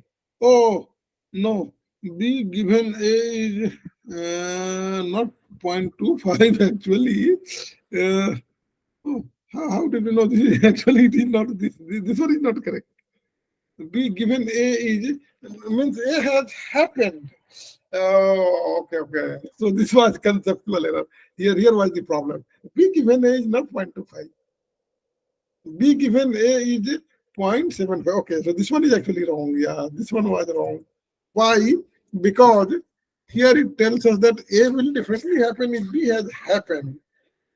That means B has happened, means A given B is equal to 1. So what we wanted to write that was probability A given B. That one is equal to 1. Yes, we should have written like this. Probability A given B. Given B is okay, yes, sir. That is one. Yes, sir. Yes, sir. Yes, but probability B given A is only 0.71. So probability A given B. Okay. Is that clear now? Sir, can you scroll to the question once again, sir? Yeah, let's go up and read the question once No, again. sir, down, sir, down. The second Go question. down. Okay. Means why not to carry this answer? Control A. What was this? Sorry. You didn't. I erased You it. can just drag it, sir. Okay, if I can drag it, I will take it back. Okay. No, it doesn't take more than one page. So I better do control. It's already here now, sir. Huh? It's already here. Second question is here. Second, oh, okay, it is already here. Okay, yes. Yes. So what is the probability? Or here, it is here. Okay, so let me drag it a little bit more and put it here. So this is the question. And then let me go down here. What did I write this? That order 2 executes, given order 1 executes. Given order 1 executes. Yes, We don't even need this. This part, let me delete this. Because we have. What has happened to me? Oh, delete. No, that doesn't work. Okay. I will have to select Control A. This one is not needed. Control A and delete. and B. Yes. Now read it very carefully. Yes, sir. You have given A, you have AB and on order to execute. Given that previous. And order to both orders execute. Given that one order execute.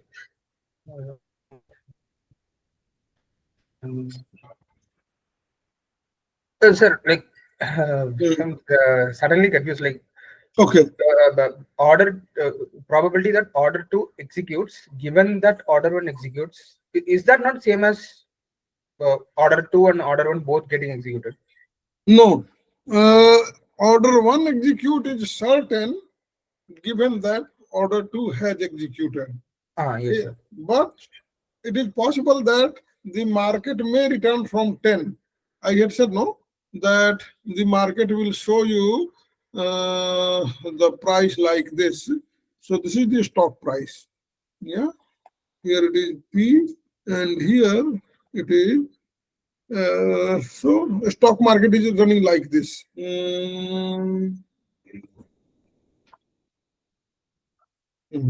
Okay, like this. So here it was 10 means here. Okay. This price is, sorry, I should erase, I made a little bit mistake. Okay, yeah, this price is, oh yeah, okay, yeah, I shouldn't, anyway. If I did that, let me make it a bit better. So I draw the line and the stock price started here, 42 went up. Then it came down. Then it again went up.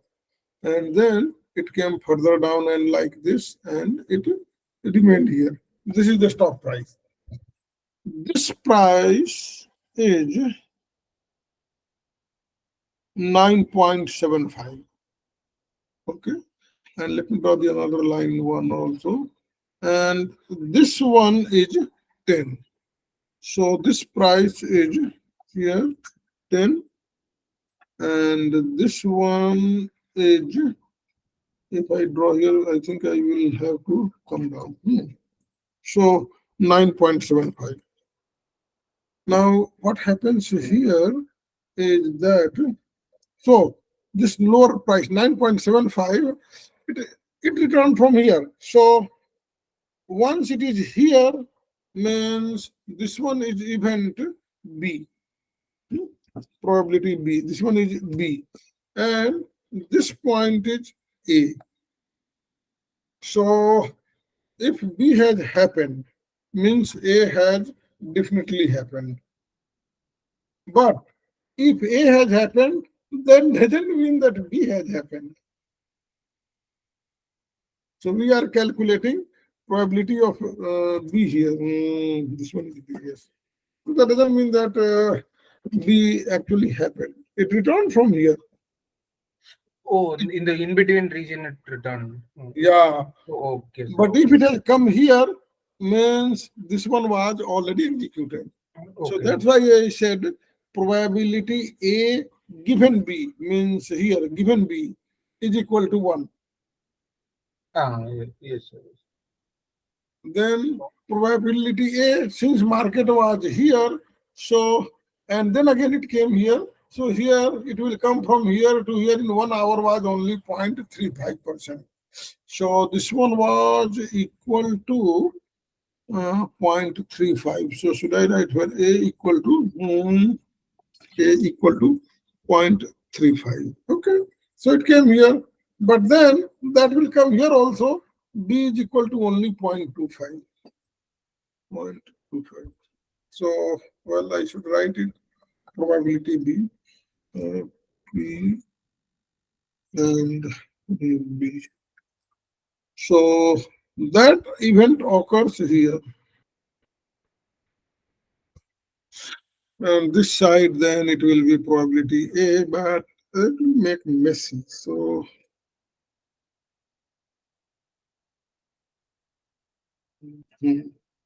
so this one is event A, and probability of that happening is 0.35, and probability of B happening is 0.25. It is clear now? So why did it become 0.71? Because the market fell from here to here, then rose a little bit, then it is most likely it will fall more. Means if the distance between current situation means from here to here, the probability was 0.35. But once it reached here, then it can reach here much quicker. So it may or may not go, but it may. So what is the chance? 29% chance is that the market will not fall further after reaching A, and 71% chance is that it will fall and reach B. Yes, sir. Okay, it is clear now? Yes, sir. Yes, sir. Let's go Like, down. earlier we had not accounted for that. Now we are taking it into account. What earlier we had not accounted for what? Like the A or A falling from. Oh, so means B reaching B includes A. Yes, sir. Yeah. Yes, sir. Like in my mind, I did not account for that. So. Oh, you don't account for that, yes. So if the market stopped here and it never came back here, then even B would not have happened. Yes, sir. So that's why its probability is less than 1. Okay. So independent events are defined as probability A times B, or probability B given A is equal to probability B, because since both are independent, then it doesn't give any additional information. Like in tossing a coin, they are independent. So independent events don't give any additional information. Okay. And when they are dependent, means they give a happening of one event which is independent, but the other one is dependent, gives us additional information that its probability changes. So, for example, suppose an announcement is released that a biotech company will be acquired by an attractive price by another company.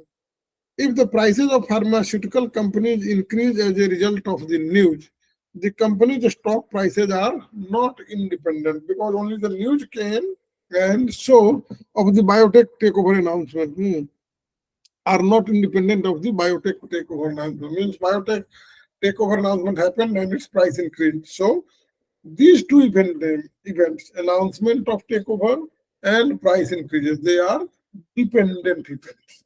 They are dependent. Okay. Multiplication rule means it tells us that probability AB when they are independent is equal to probability A times probability. This you knew from before. It is not that you didn't know. And if it was dependent, then what would have been the probability? Then we would have used if dependent. So that let me compare it. If dependent, then what was the formula that we used? Probability AB is equal to if dependent, then probability AB is equal to what did we discuss so far? Probability AB is equal to probability A given B. Yeah, A given B, then what it was? AB divided by so times B times probability B. That is what we had discussed. Probability, that is what we had written here. No? If I go up, so when events are dependent, then we have probability AB is equal to probability A given B times probability B. Yeah, because A given B was 1 and probability B was 0.25. So that is what we did. So I wrote it together so that you can remember it better. Probability AB when independent is equal to probability A times probability B, and if dependent, then it becomes probability A given B times probability B. So this probability A given B will not be probability A. That will be higher. So dependent events, joint event of dependent events is always higher.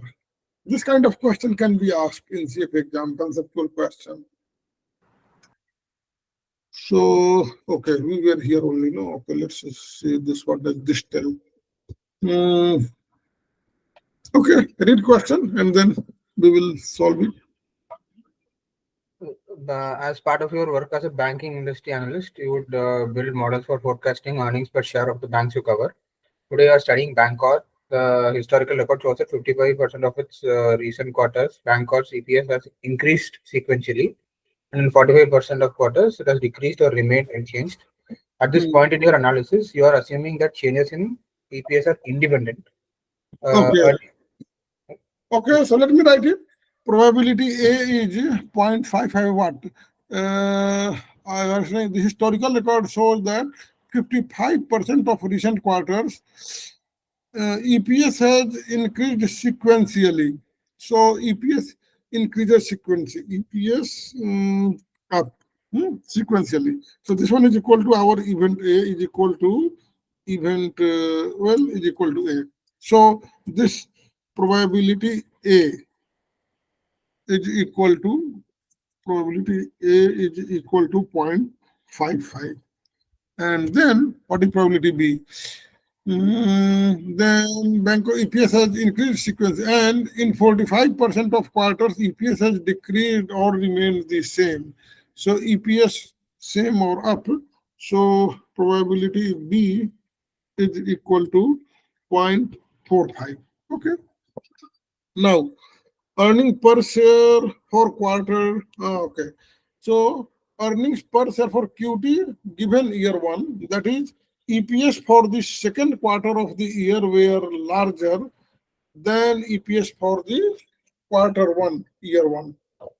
Means it is both are year one is the same. So first year quarter EPS was smaller than second year quarter, or second year quarter was larger than first quarter EPS. So What is the probability of third quarter EPS will be larger than second year EPS? A positive change in, so what will be the probability? Because it is independent events, no? These are independent events. So it should be 0.55%. It doesn't give any no Yes, information. yes, sir. So third, like tossing a coin. Whether Ah. you toss it once or twice or thrice, it will always be 0.5. Whether you toss it 4 times, probably will be fine. Let us say.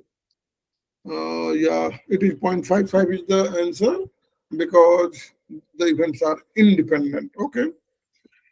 What is the probability that EPS decreases or remains unchanged in the next 2 quarters? So, very simple question. How will you calculate this?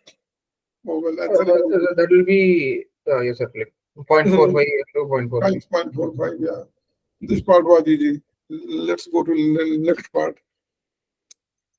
The following example, how difficult it is to satisfy set of independent criteria, even when each criteria by itself is not okay. Here. Next example is you have developed a stock screen, a set of criteria for selecting stocks. Okay, so it tells us these are the criteria: first valuation criterion, second valuation criterion, analyst coverage criterion, profitability criterion. You see, this analyst coverage criterion and the number of stocks is 600 out of how many? 900, because it tells us 905. 905 large and medium cap equities means 400 SP medium and 500 SP large. So there are total 905 companies, and this analyst coverage criterion means if analysts are covering, out of them only 600 are being covered by analysts. So the number of stocks meeting analyst coverage, and it is not that one analyst, they may put it that at least 2 analysts. So if a stock is analyzed by 2 analysts, then it becomes that, okay, I will purchase this stock. So you see how important analyst coverage is there. Before analyzing or purchasing, investing money in that company, investors ask, how many equity analysts visited your company? If he says 0, then most likely the investor will go away. He will not invest money in that company. Saying that analysts are not covering this company means analysts don't want to write negative report, and this company is basically bad. So analyst coverage is very important for the company to receive money. Okay. So one criterion was that how many analysts are covered. Huh? No, sir. I was just copying. Okay. What was happening? I was having a cough, sir. Oh, okay, yes. Okay, so analyst coverage is important. Then valuation criteria, P by E, or what is this value of free cash flow to the firm. So one criteria is P by E. Second is free cash flow to the firm, valuation of free cash flow to the firm. And then analyst coverage, profitability criteria, what percentage, minimum 5% profit or whatever. And financial strength criterion, how much cash. We have this financial liquidity ratio, solvency. Solvency is the financial strength criterion, whether the firm is able to pay its debt or not. So solvency criterion. So all these 5 criterion, and here are the number of stocks. So what is the fraction of stocks? This one is 556 by 905 is equal to 0.615. So 614. So it looks like high probability. Means valuation criteria, 61% of firms are satisfying. Then second valuation criteria, 54% of the firm are satisfying. P is equal to 0.54. Analyst coverage, 0.66. Individually, only this one is hard. Financial strength criterion, and only 34% are qualifying. That is what he had said. Now, the question asked is, what is the probability that all 5 are met? And these are independent events. So what will you do? How will you Yes, we multiply everything. multiply all, and these will be very small, because Yes. 0.6 times 0.5 itself becomes 0.3, and then 0.7 means 0.21, and then times 0.5 means 0.10, and then 0.34 means 30% or 35%. Sorry, 0.03%. So that one is 0.04%, 1%. So meeting all the five criteria is very difficult when events are independent. So out of 900, only 37 stocks will be chosen. Now let's go down, and then the area of intense interest of investment. So, so what will that be? Those 34 are, they are the area of intense interest to investment manager and their client is whether a record of past performance are useful in identifying repeat winners and losers. So is past performance a good criteria? Is history a good guide to the present? And in that case,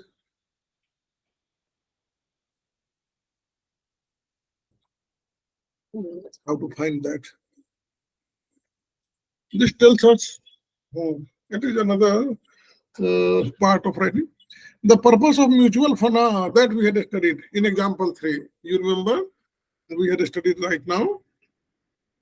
The Yes, sir. purpose, yeah. So we spent a lot of time on that. So I think we can solve this question. The purpose, but this one is more difficult than that. Yeah, probably. But since we spend more time, we may not find it that difficult. The purpose of the mutual fund study introduced in example 3 was to address the question of repeat mutual fund winners and losers. If the status of a fund as a winner or a loser in 1 year is independent of whether it is a winner in the next year, the practical value of performance ranking is questionable. So if the performance is independent, then no need to look history. But then then if we don't look at history, most likely our analysis is questionable. Using the 4 events defined in example 3 as building blocks, we can define the following events to address the issue of predictability of mutual fund performance. So, fund is a year 1 winner and fund is a year 2 winner, and its probability was 0.66. Then fund is a year 1 year. This we have already known these 4 events. So, what does it want to tell? In part 4 of example 3, we calculated that probability of fund in a year 2 loser and fund is a year 1 loser, both was 0.33. That is what we had spent a lot of time in calculating 0.33, means 0.5 times 0.66. So if the ranking in 1 year is independent of the ranking in the next year, what would you expect the probability? That was what? 0.25, no, 0.5 times 0.5. So 0.33 is more than 0.25. This I already explained. So yeah, here it tells 0.25 when independent. Okay, so this one is called priority probability. That means they are independent because history may not be a good guide to the future, or the management might have changed, whatever. So in that case, the events are likely to be independent. But the empirical probability is not. So since empirical probability is higher, so history can be a good guide to the present. Okay. Then we have this another rule of calculating the total probability rule, and what are the total possible outcomes. So let's do that. The total probability A is equal to probability of A, and S is the, I think, event scenario. S is the scenario. So scenario has happened. Then probability A is equal to probability A with scenario 1 or whatever scenario N plus probability A with scenario complement, means scenario and scenario complement.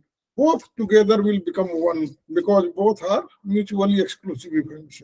Means if scenario S has happened, scenario S complement cannot happen, or if scenario SC has happened, then scenario S cannot happen. So this one, probability A with scenario S plus probability A with scenario S complement is equal to probability A. So this is our total probability rule. Now bifurcate this. Probability A is what? Probability A given S times probability S, that we have been doing whenever there are dependent events. So same way, probability A given SC times probability SC because events are dependent. So let me write this for, this one is for dependent events. Dependent events. Though if what is true for dependent event, that will be true for independent event as well, because then that will become one. And this one is for independent events. Now, probability A is equal to probability A S1 plus S2 means so many scenarios. So that is simply sum. And then this A S1 is equal to A given S1 times probability S1. So it is just explanation of that, nothing more. And here it says that S1, S2, Sn are mutually exclusive and exhaustive scenarios. So this entire S and SC may not be one. It will be one when SC and ST are exhaustive. So it is possible that. Yes, sir. Yeah. Understood, sir. You Makes may- sense. Yes, it makes sense. Okay. Let's go now. So here it is giving that graph or picture of that. So total probability rule means A given S. So this one is the S, and this S is not completely full. That is probability A, and then this one is SC. So this one is A given SC. So this is just a graph. So probability A is sum of the green and yellow area. So here it is probability S plus probability SC is equal to 1 because it is exhaustive. Now, this one is just explanation. The probability what we had already explained. So let's go down. And this one, when the events are S1, S2, S3, that total S has, and then Sn. And so this sum. So sigma PS is equal to 1, and A1, S1 plus A2, S2 will be added to calculate probability A. So probability A is 1 plus. Okay, let's go to example. And then we will have better. Bank Corp's earning per share. Okay, we will do this. Let's see. You are continuing your investigation into whether you can predict the direction of change in Bank Corp's quarterly EPS. Means if it was going up, will it come down? That is the direction of change. Or if it is going down, will it be up? So the direction of changes or well. So you define 4 events. A. Event A is change in sequential EPS is positive next quarter. So if EPS increased this quarter, it will be positive, is 0.55. So A complement will be 0.45 because both A and SC are mutually exclusive.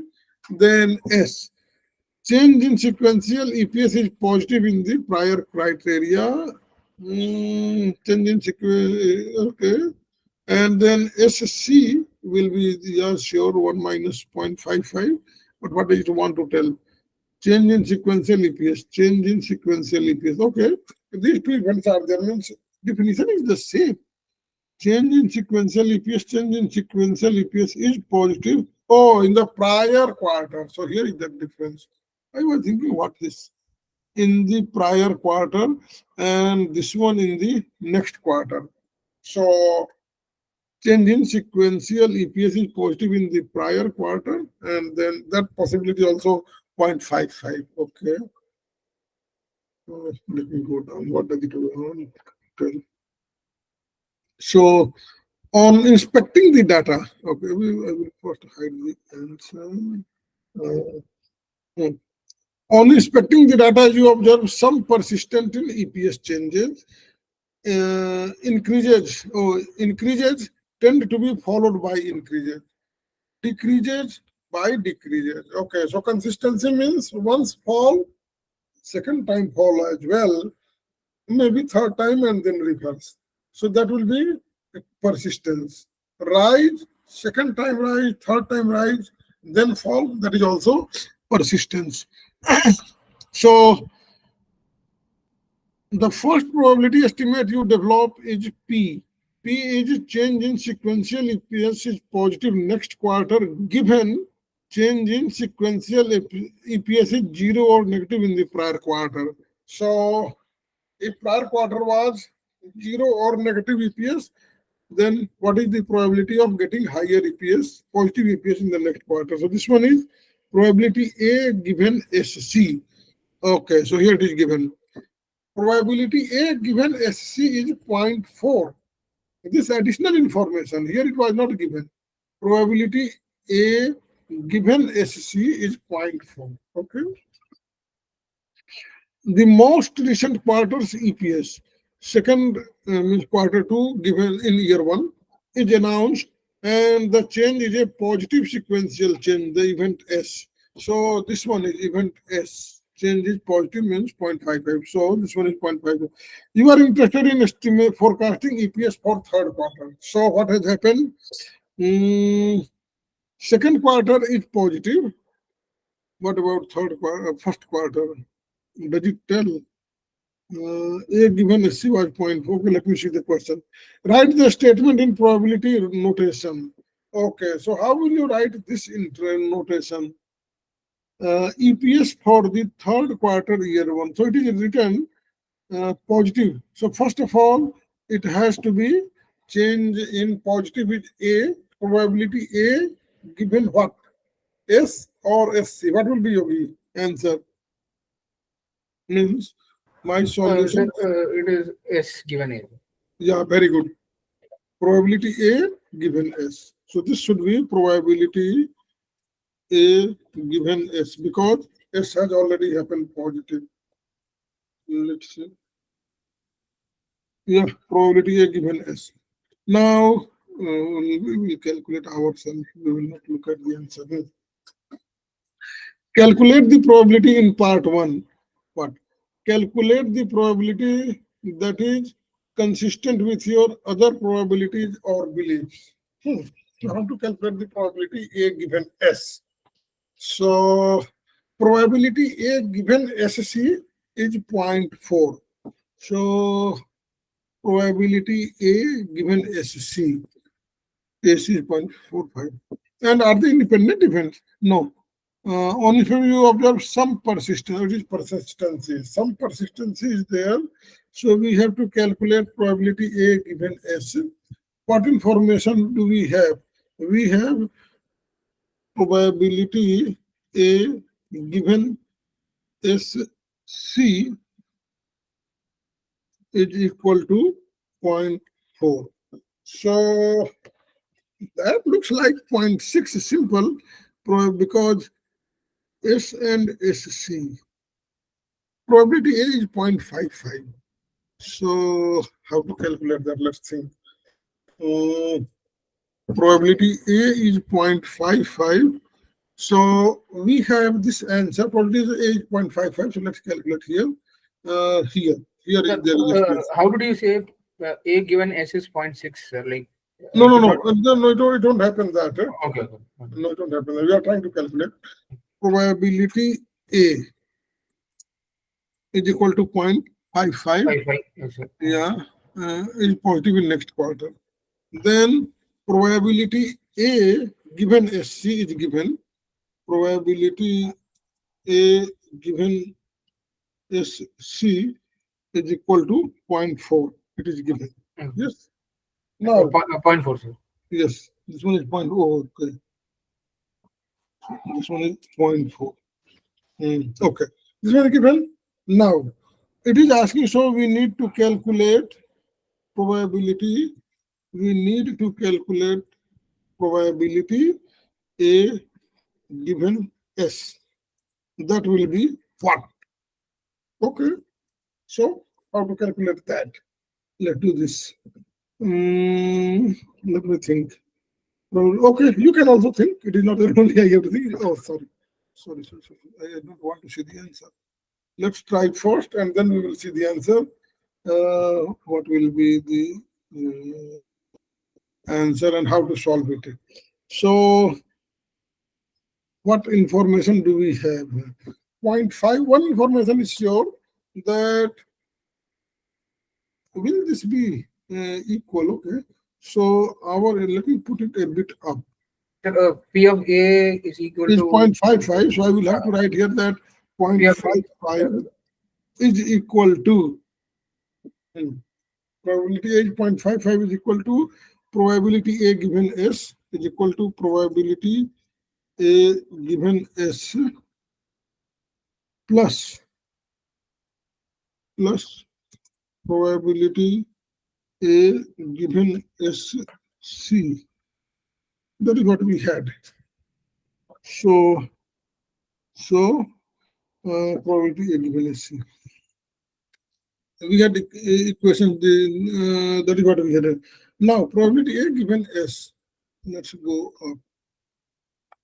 So we have here 0.4. 0.5 minus 0.4.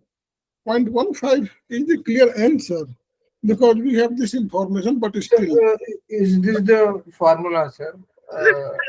The formula is here. Which formula are you talking about? Like, how is P of A equal to P of A given S plus P of A given SC? Like, I Because think both are S and SC complementary events, no? Probability. Here we had estimate, no? Where was that? Okay. Not, they're multiplying something now, sir. let's see. If we multiply, yeah. We had studied here probability is equal to probability AS plus probability AS. This is what we had. Oh, that is P of A and S, sir. So like that will be So that was PAS for plus PAS. yeah. So now we need to calculate Multiply this the part. so that to multiply This part we need to calculate. So we need to take probability A given as times PS plus probability A given as C times PSC. This is because these are dependent events, so we need to calculate this. So what is our probability A given S? So let's do that. It is on page 170. Probability A given S times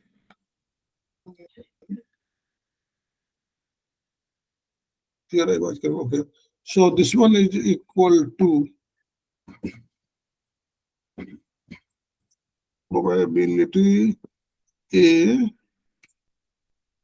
A given S times probability S, yeah, and plus probability A given times SC, probability A given times SC times probability SC times probability SC, because these events are dependent. So we need to do this. So what do we have? We have probability A given S was what? No, we have to calculate this. No. So probability 0.5. We have to calculate probability A given S. So probability A is 0.5. But do we need to probability A given S we are calculating? Okay, so we have to calculate this part. So our answer becomes 0.55 is equal to probability A given S, probability A given S times, what is probability S? Probability S is 0.55. So this one is 0.55 and plus probability A given SC was 0.4. So we had this was equal to probability 0.4 times 0.45. So what do we get? So this becomes how much? 0.55 minus 18.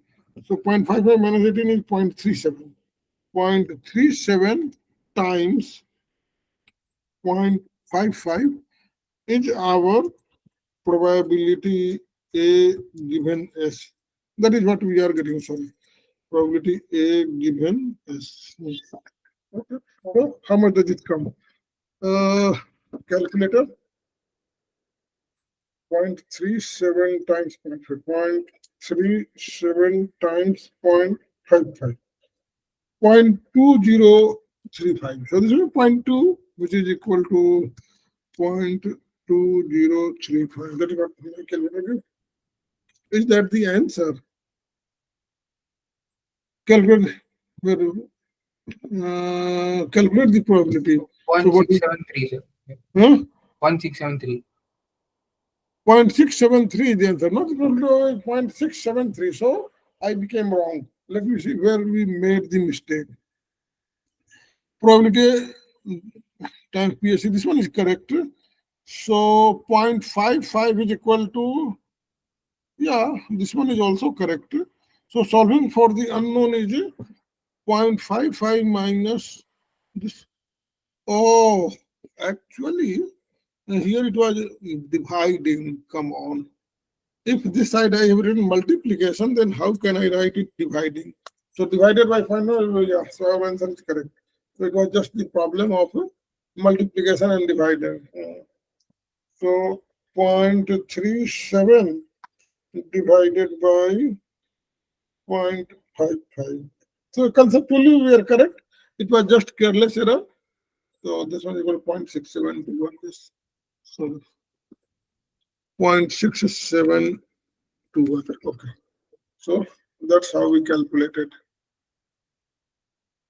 Now, did you find this interesting? Yes, sir. Yes.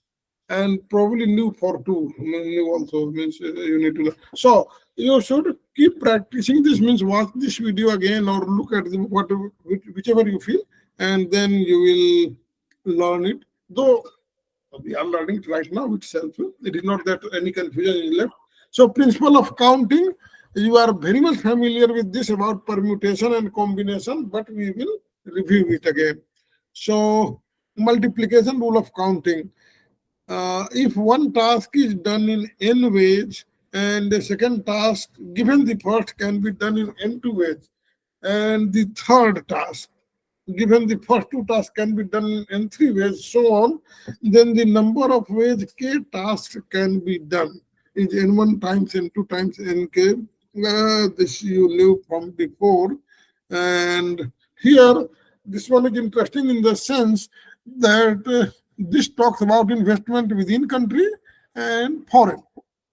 So step 1 is domestic and step 1 is foreign. These are the two ways where it is being invested. The choices we have for investment. Then each of the second step has 4 choices. 1, 2, 3, 4. And these 4 choices are what? Is to invest in consumers sector, invest in energy sector, invest in financial sector, and invest in technology sector. So these are the 4 choices. So total we have how many? 2 times 4, 8. Yeah. And 2 times this one is 1, so 4 and 4, 8. Then each of them, these 4 had 3: small cap, mid cap, and large cap. So 8 times 3, we have total 24 choices. That is what it's telling.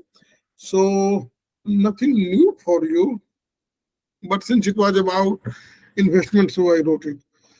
Now another concept is another illustration in the assignment. So we studied that total number of choices is equal to n1 times n2 times n3 times nk if we are going up to stage k.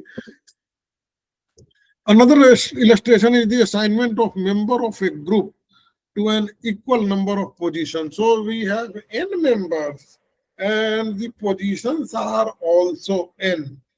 So in how many ways can n members, this is important, number of members, there it was number of choices, there were n numbers, n ways, but there were only k choices. I mean up to k steps. Here the number of persons is also n and the positions are also n. So equal number of positions. In that case, how we can assign? And that happens that permutation. sorry, n factorial. No, it is n factorial means first will be assigned in n ways. First And then person, there will be one less for him, the second person so times also. n minus 1. So in fact, you know this very well.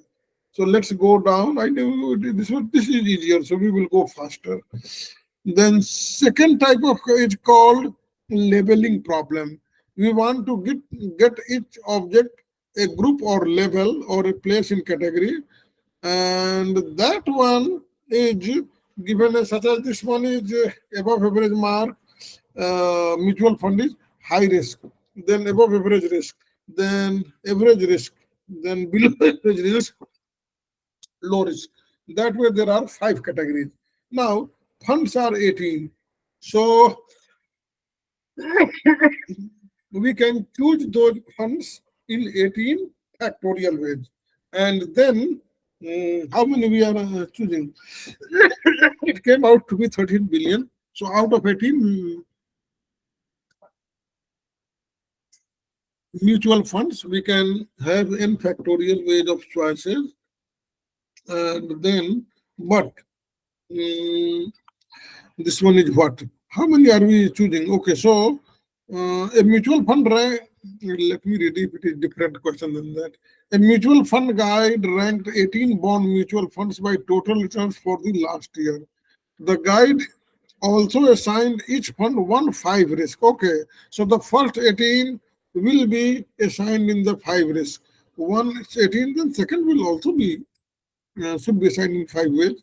So all the funds are accounted. How many different ways can the 18 mutual funds label and level 4 of them and level 4 of them high risk, above average risk. Oh, okay, so these 18 funds, 4 of them will be assigned high risk, 4 will be assigned average risk. So 8, 3 average risk means 11, and then another 4 average risk means 15, and 3 low risk. So total 18.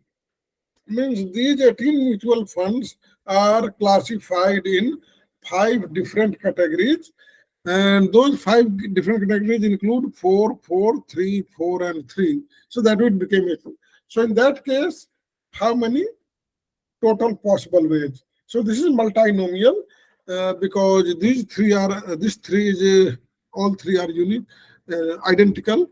4, all 4 are in the same category means identical. So that way we have 18 factorial divided by 4 factorial, 3 then 4 factorial, then 3 factorial, then 4 factorial, and 3 factorial. So since we are arranging total n items into 5 boxes, so items within the boxes are identical. So for such cases, we use multinomial formula, and that comes n factorial divided by n1 factorial times then divided n2 factorials divided by n5 factorials, and then we have 5. So in case this one is called the multinomial formula. A combination. So a combination is a listing in which the order of the listed item doesn't matter, and in permutation it does matter.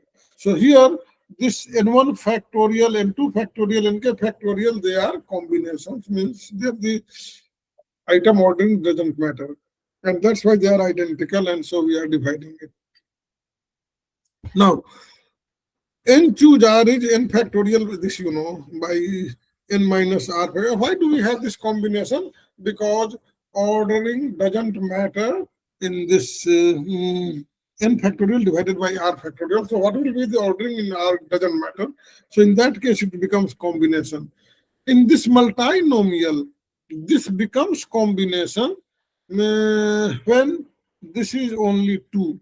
N1 and N2 are only 2, then one will be N, other will be R. So N choose R becomes N factorial divided by R factorial, and another is N minus R factorial. So multinomial and combination. So combination is a special form of multinomial in which there are only 2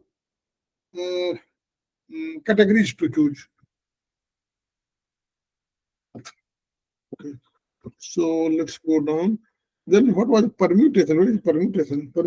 Here, permutation is down. So combination, you know very well. So I am moving over. What about permutation? Here the order matters. So this the same NPR is n factorial by n minus r factorial. There is no r factorial division. So permutation is r factorial times combination. Here the ordering does matter. So let's go down. So that is the total number of counting. Two of the four outcomes. Okay, pretty simple sawal. Pretty simple question that there are four balls number 1 to 4. I don't want to cover this even with you. Okay, here. Okay, read this question and I know you will solve this very easily. Gear Finance investor classifies the stocks in investment universe into 11 industries and is assigning each research analyst 1 or 2 industries. 5 of the industries have been assigned and you are asked to cover 2 industries from the remaining 6. So sir. 2 from the remaining 6. What will Two be from the combination? 6 to 2, no?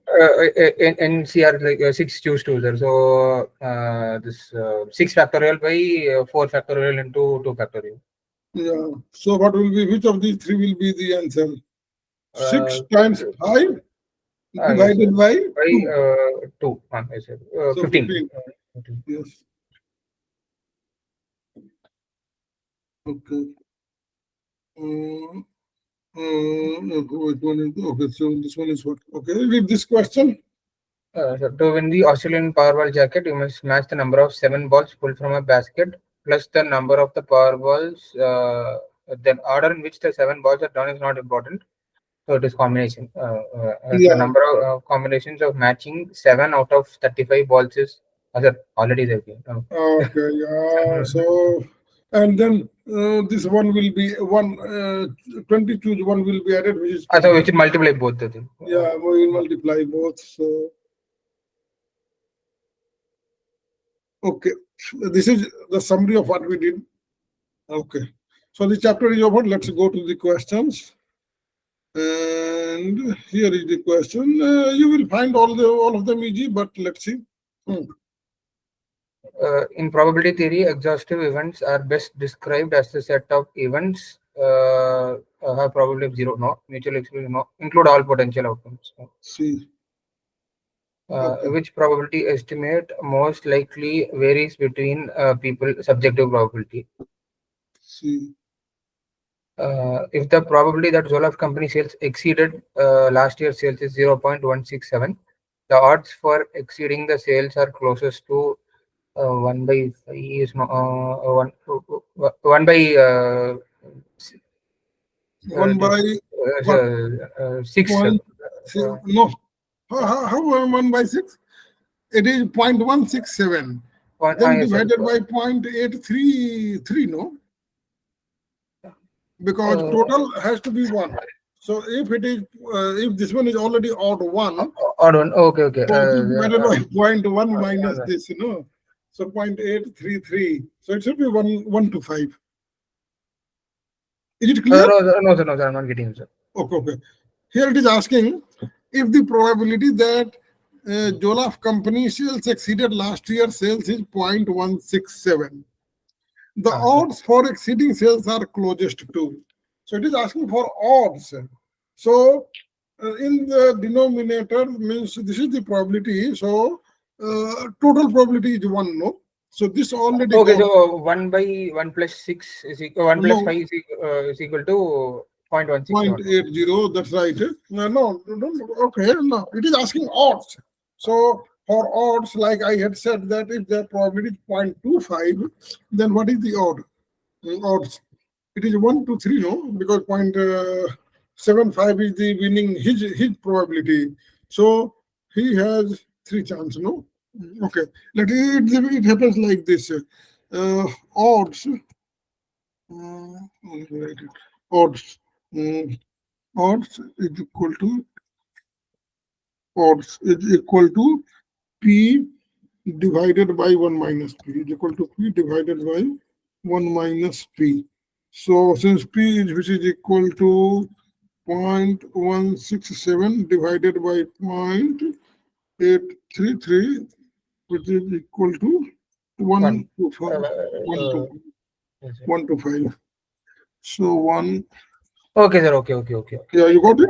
Yes, sir. Okay. If you want, we can see the answer right now. No, sir. Understood, sir. Understood. You understood? No? Okay. Yes, So,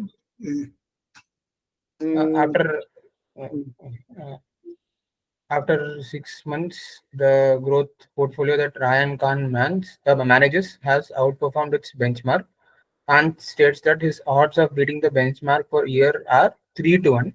so it is already here. Yeah, yes. Now you will correct it. Yeah, you will If, answer. I know. if these odds are correct, what is the probability that Khan's portfolio will beat the benchmark for the year? Yeah, same Uh, equation. If you use the same equation, So like 3 is equal to P by 1 minus P. yeah. So that will be 3 by 3 plus 1. Yes. Ah, So yeah. So 3 is equal to 1 minus P. So 1 minus P by P. So P is total, no? 3 plus 1. I mean, this will be 1 minus 3 is equal to 1 minus P. Yeah. So 1 minus P. And total is equal to 4. P, yeah, plus 1 minus P, which is equal to 4 odds. 4 odds. Okay. Four numbers, not odds, 4 numbers. So odds. So what we have, the formula odds is equal to, so here it was against, no. His odds are correct. If his odds are correct, okay, here P is actually 3. So this will be 3 divided by 3 plus 4. 3 plus 1, sorry. So this one is equal to 0.75. Yeah, clear? Sir, like I'm confused. What Okay. we should take as P and what we should take as 1 minus P, sir. Okay. Here P, that happening in favor. So here it says that after 6 months, the P is 1 happening in favor. So let me write it here.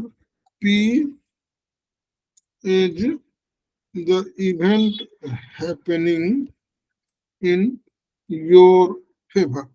Sir, so here it is Khan stated his odds of beating the benchmark are 3:1. So like it is 3. P is 3. P is 3, yes. It means Okay. P is not 3, P is odd. P is, 3:1 is the odd. So this is what managers has outperformed its benchmark, means Khan is smarter. So the success ratio of P is 3. So sorry, success probability of P, okay, Khan is 3 divided by, and failure is 1. So out of 4 events, he will succeed 3 times, means he will outperform 3 times and underperform 1 time. Sir, no, sir, like that 3-1 meaning like for 3 to 1 means every performance he'll outperform 3 times, right? Like there is no scope of no. underperformance. Out of 4 years, he will outperform 3 years. Okay. Yes, yes, that is what it is.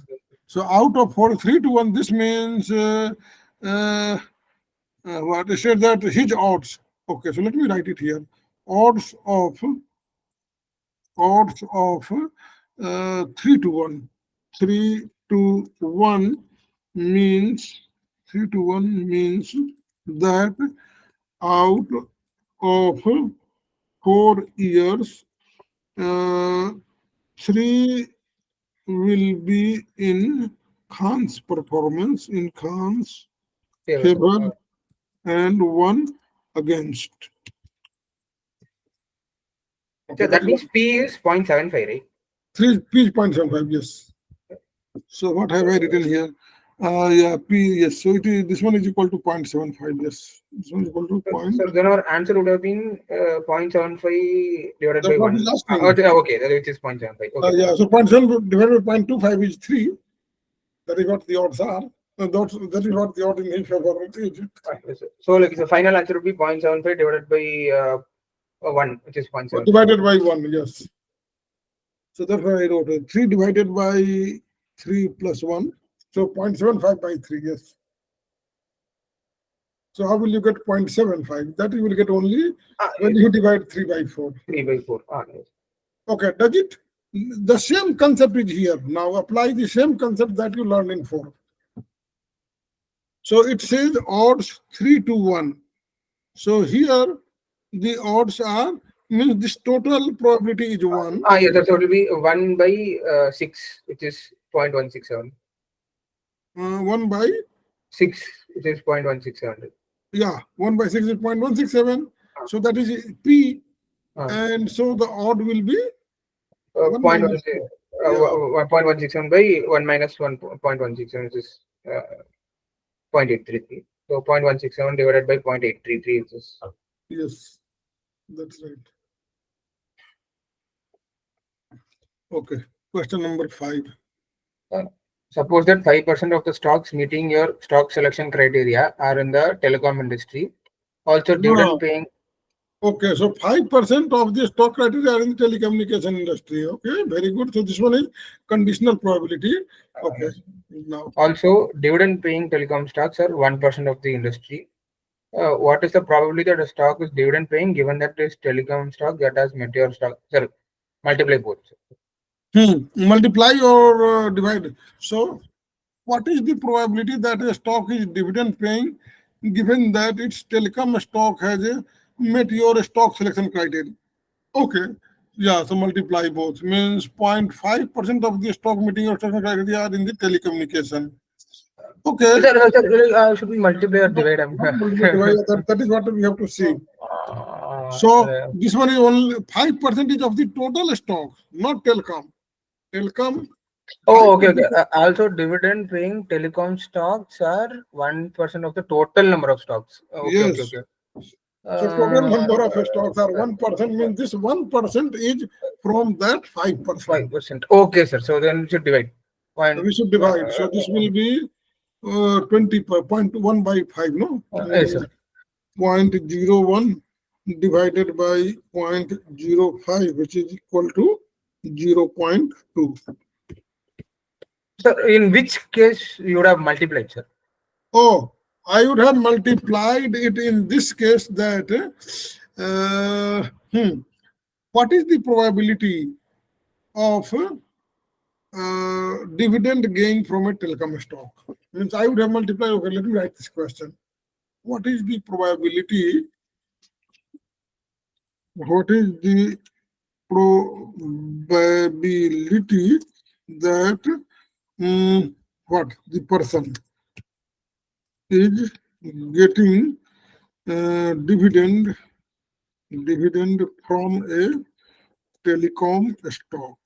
This one will be equal to 0.05 times 0.01. That first of all, the selection of telecom stock itself is 0.5%. Yes, sir. Yeah. So and then, but then this is not correct actually, because this 1% is from total number of stocks. Oh, so we don't know the. Yeah. So it only multiplied here. Okay, sir. This question, that will be different question. The question data should be different. Yeah, data will be different. Then it will say that out of telecom stocks, only 1% pays dividend. Okay, so 0.01 when sir, but here also the question is given like that only, no, sir. Like no. Also dividend paying telecom stocks are 1% of the total number. Total number, yeah. So if there are 1,000 of stocks, so out of that, say 1% means 10 dividends. If out of 1,000 stocks, 1% is how much? 10, no. So 1,000 is 1%, 10, yeah. So 10 of the telecom stocks are paying dividend. That is what it means. Yes, sir. Like suppose that 5% of the stocks meeting your stock selection criteria are in telecom. So out of the total, 5% are telecom that meet our criteria. That's right. So okay, so let's put the number. Let's put the number. So how many stocks? 100? Yes, sir. Let's put the 100 stock. Okay, so let me type it here. So let total numbers. Total number of stocks is equal to 100. Okay. Then telecom stocks are 5. Is that correct? Yes, sir. Okay. Now, dividend paying stocks from telecom dividend, what is the dividend paying stocks from telecom are 1%. No. So 1% is one. Oh, actually it will be 100 no, 1. Yes. So dividend paying stock from telecom, yeah, telecom is equal to 1 because that is 1%. Yes, sir. Yes, sir. Now you have been given. So what is this? This one is probability. Okay, let's write it in that manner. A and B. So, no, we have already calculated the answer. So let's write it here. Event A. So event A, probability or probability event, no probability A. Probability A of choosing telecom stock is equal to 0.05. Okay. And then what is this probability? What we have to calculate? We have to calculate what is the probability that a stock is dividend paying, given that it is a telecom. So probability of AB. So probability B is dividend paying stock. Probability B is dividend paying stock. And what is this probability? We don't know that. No, dividend paying stock. So probability event B is equal to dividend paying stock from telecom. From telecom. Yes, that we have. Dividend paying stock from telecom, which is equal to 0.01. Yes. We have this information. Let me hit it from here. Dividend paying stock from telecom is equal to 0.01. So we have to calculate probability B given A. We have to calculate the probability B given A. This we have to calculate. Okay. Yes, sir. Yes, sir. Now, what is the formula of this when they are dependent? This one is equal to probability AB. Yes, sir. Probability AB, and then times probability, no, divided by, no, probability, divided by probability A. That is what we have, no? Divided by probability A. Okay. So dividend paying stock from telecom. This one is actually 0.1. Sir, that this is P of B given A, no, sir. This is P of B given A, right? P of B given A, which one? This one? Yes, sir. 0.01. No. No, okay, yes, sir. It's P of B. It's only. saying that 1% Okay. of the total number of stocks are paying dividend. Okay. So dividend paying stock. No, sir, like it is telling 1% of the total telecom stocks are dividend paying. Also, dividend paying telecom stocks are 1% of total. So this one is also actually probability B given A. Yes. So this one is already given A because now dividend paying stock from telecom, but then Sir, I think the formula is we have to find this only. We have to. It is not probability B given A. This one is probability AB. This one is probability AB. This one is probability AB because it has the telecom as well as dividend paying. Okay. So let me write this event B as dividend paying event. So let me write it. Probability B is equal to dividend paying stocks. Okay. So dividend paying stocks. Then AB is equal to dividend paying stocks from telecom. That one is 0.01. And we have to find probability P given A. Okay, sir. Okay. Oh yes, sir. So like in probability AB, like we already contain stocks that are telecom as well as dividend paying. So it's A and B. So Yes, that is 0.1 point zero and one. Yeah. 0.01, Yeah. and then this probability of A it's 0.05. So B given A would be Probability. division of both of these. Yeah, probability given by probability B, probability AB divided by probability A, Yes, which is equal to 0.01 by 0.05. yes, sir. Okay, sir. Yeah, it is clear now. Yes, sir. Now it is clear. So let me write like this. Okay. Question number 6. Yes, sir. Question number 6. You are using the following three criteria to screen potential acquisition targets from a list of 500 companies. If the criteria are independent, how many companies will pass the screen? Like multiple So orders. simply multiply it. Yeah. So let's multiply this point because you have to write the answer, no? So Right. 0.2 times 0.45 times 0.78. 0.070. Yeah. So here the answer is 0.0702. 02. So then we have to multiply by the number of companies into 500. Into 500, why? Out of the 500 companies, how many will pass the Oh, test? okay, okay. So it's asking for how many companies? Yeah, so multiplied by 5 years. Yes. 35 companies. So 35 years times 500. Yeah, times 500. We are number company. This one is equal to 35. Okay.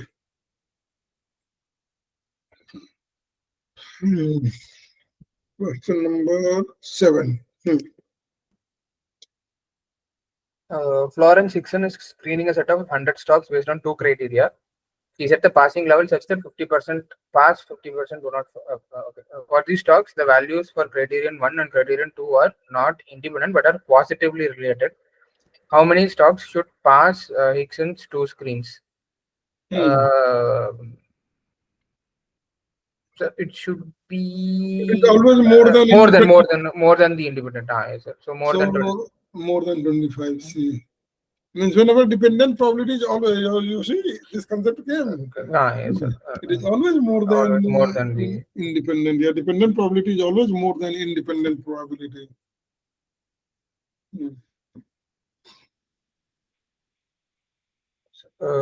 You apply both valuation criteria and financial strength criteria in choosing stocks.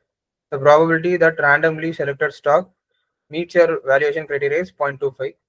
Given that a stock meets your valuation criteria, the probability that stock meets your financial strength is 0.40. What is the probability that a stock meets both your valuation and financial? Yes, sir. So they're asking PAB. Yes. So P of AB is, I think, So probability AB. you have to Yeah, multiply. multiply it, sir. Yes, yes, yes. So simply multiply, no? Multiply it. Hi, sir. 0.40 into 0.25, 0.1. So 0.1. Yes. We should be very thorough with the formulas. Yeah. This basic formula. Yes. That's why I taught this class slowly and in full detail. I didn't miss anything. Yes, sir. The probability of an event given that another event is conditional probability. Conditional probability is very simple. See. After estimating the probability that an investment manager will exceed his benchmark return in each of the next 2 quarters, an analyst wants to forecast the probability that the investment manager will exceed his benchmark return over the past 2 quarter periods in total. Assuming that each quarter's performance is independent, then we will add it. If it is independent, then we will which addition or multiplication? Independent is multiplication. Multiplication. Because after estimating the probability that an investment manager will exceed his benchmark return in each of the multiplication.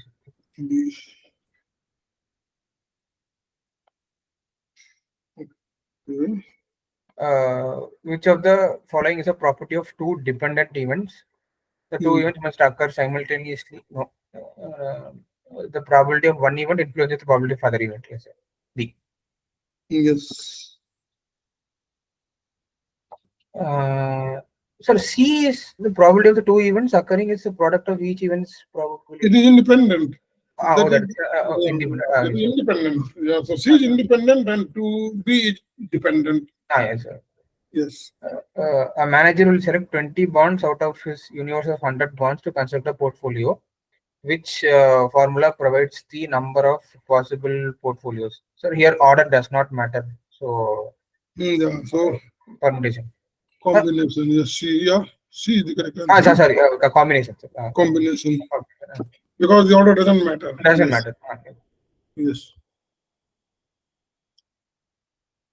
So, a firm will select 2 out of 4 vice presidents to be added to the investment committee. How many different groups of 2 are possible? Sir, again, order doesn't matter. Yeah, It will be uh, this 4 choose 2, 4 choose 2. Ah, yes, sir. 6. Sir, 6 choose 2 or 4 choose 2, sir? No, four, only 4, no. There are 4. How many? There are only 4 members, no, 2 of the 4 vice presidents. 2 of the 4. Okay, okay. 4 4 choose 2. choose 2 4 choose means 2. 6. Yes, sir. This will be 6. Okay. From an approved list of 28 funds, a portfolio manager wants to rank 4 mutual funds. So ordering matters for permutation. Yeah. So, which formula is most accurate? Yeah, wants to rank 4 mutual fund. Okay. So, answer C, no? What was it? No, the permutation, sir. Order Permutation, matters no. because he wants to rank. No, order matters. Which formula is most accurate to calculate number? Okay. Funds could be ranked. Then it will be permutation A. Yes. I hadn't read the question. So that's why I asked. So answer A. Himari Fukumoto has joined a new firm and is selecting mutual funds in the firm's pension plan. If 10 mutual funds are available and she plans to select 4, how many different sets of mutual funds can she choose? Like 10 C4. 10 C4. So that will be how much? 10 C4. Yeah, but let's calculate it. 10 times 9 times 8 times 7. So 4 and 2 cancel 8. 3 cancels 9 and 3 is left. So 7 times 3 times 10, it will be 210. A. Yes. Yeah. Okay. I think that is the last questions. There are 3 questions here. Gert Strum wants to sponsor a contest with 1 million prize. The winner must pick the stocks that will be top 5 performance next year among the 30 stocks in a well-known large cap stock index. He asks you to estimate the chances that contestants can win the contest. What are the chances of winning if the contestants must pick the 5 stocks in the correct order of their total return? If choosing 5 stocks randomly, a contestant's chance of winning is 1 out of. So we will have to calculate what permutation or combination. Does the order matter here? The winner must pick the stock top that 5 will order top, matters. Order matters. top 5. No, among these 5 does order matter. Wants to sponsor a contest with a 1 million prize. The winner must pick the stock that will be the top 5 next year among the 30 stocks in a well-known large cap. He asks you to estimate the chances that contestants can win the contest. So, whether it will be the winner must pick the stock that will be top 5 performers. So it is not that which top 5 means has to be top. So order doesn't matter in this. So it should be 30 C5. But anyway, let's see next question, because here it has the same options. No, so we may get some good hint. These options in 16 and 17 are the same. So let's see what 16 is easier than 17, then we can easily calculate. Yeah. So read 17. Sorry, sir. What are the chances of winning if the contestants must pick the top 5 stocks without order? Okay, so this one is with order and this Order one that is without without order. order. Okay, Yes, sir. so this one should be easier. In choosing 5 is winning is 1 out of. So when there is no order, then it will be what? 30 C5. Answer to 17 will be 30 C5. And answer to, so here he should have written, must pick the five stocks in the, oh, okay, correct order is here. I hadn't read correct order. So means here order mattered. And here order doesn't matter without regard to order. So combination and permutation. Yes. So how much should So, be the sir, goal? is there a simplified formula in the like calculator directly where we can enter the It is there, but I don't think this. That is in scientific, yes. But it is not very difficult. Such as, let me first calculate the combination first. So if I type here, let me type here. It shouldn't take much time. 30 times 29 times 28 times 27 and times 26. Yeah, the rest is divided by 5 times 4 times 3 times 2. So this, sorry, 2. So this 5 and 2 will cancel, and 6, no, there is no 6. Oh yeah, 6, 2 and 5 will cancel 30. So 30 is removed. We'll delete, yeah. And this 4, here it will be 7. So let me put it 7. And then I delete all these. Now it is much easier. So 29 times 7. So, well, I think 9 times 7 times 7 times 6, this one A should be the answer. But 29 times 7 times 27 times 26. This one is, oh, sorry, I don't put my calculator on.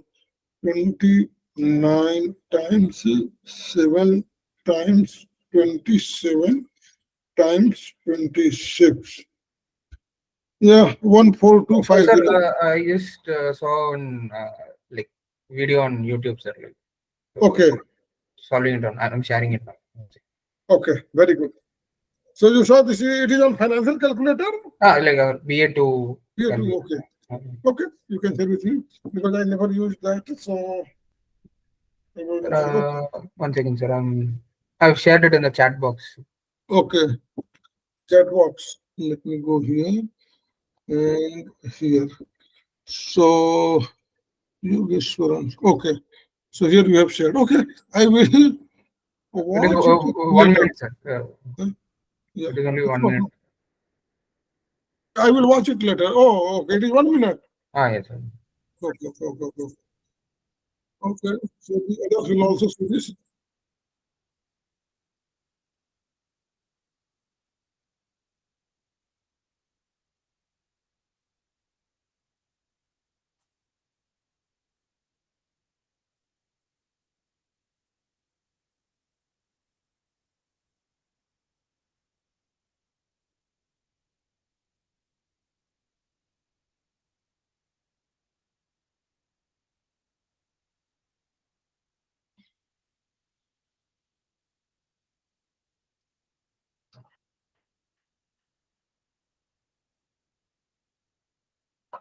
Okay, so second minus. Okay, yes.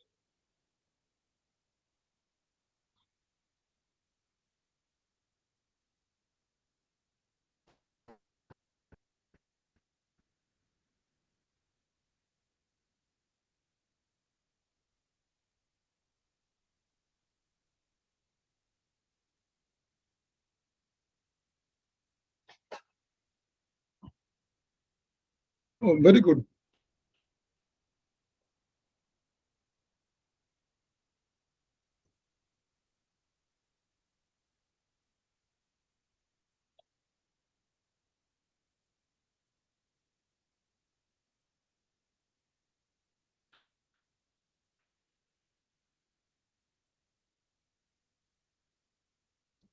Very good.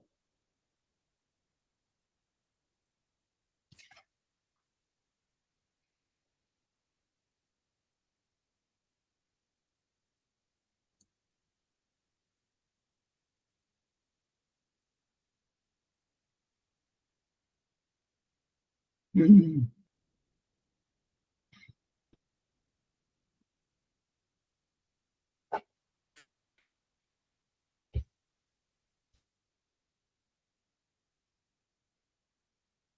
Very good. Very good. Very good. Okay. Okay, Yogi. Thank you very much. Yes. So let's go to the next question. So Sir, so for the first one, the answer is 17 17, yeah, B. B. Okay. Yes. Otherwise, what we could have done, this answer we got A and multiplied by 5 times 6. Sorry, 5 times 4 plus 3 plus 2. So this was 120. Multiplying this by 120 will give this result permutation because 5 factorial is 120.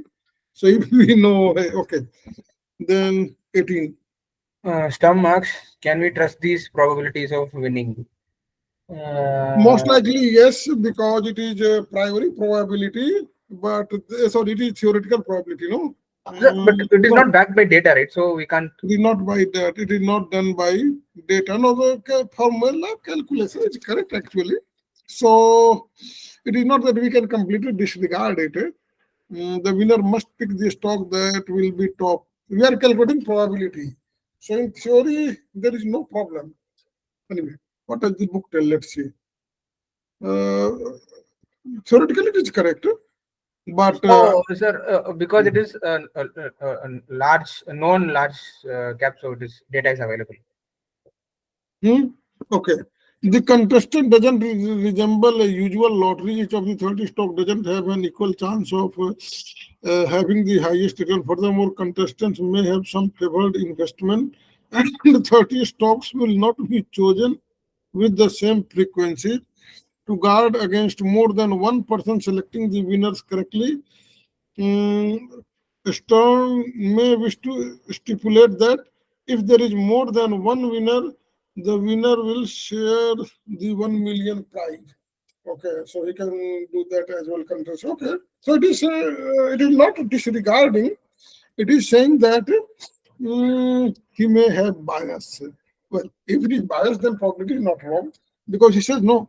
That furthermore, contestants may have some favored investment, and so they will not choose. But no, they are supposed to choose. So the answer is not no, and the answer is yes with some qualifications. So Okay. yes, yeah. So the answer is yes, but some qualification means the contestant can have some To favor. protect himself. Yes. Yeah. Okay, let's match the answer. So you will read it and then I will match.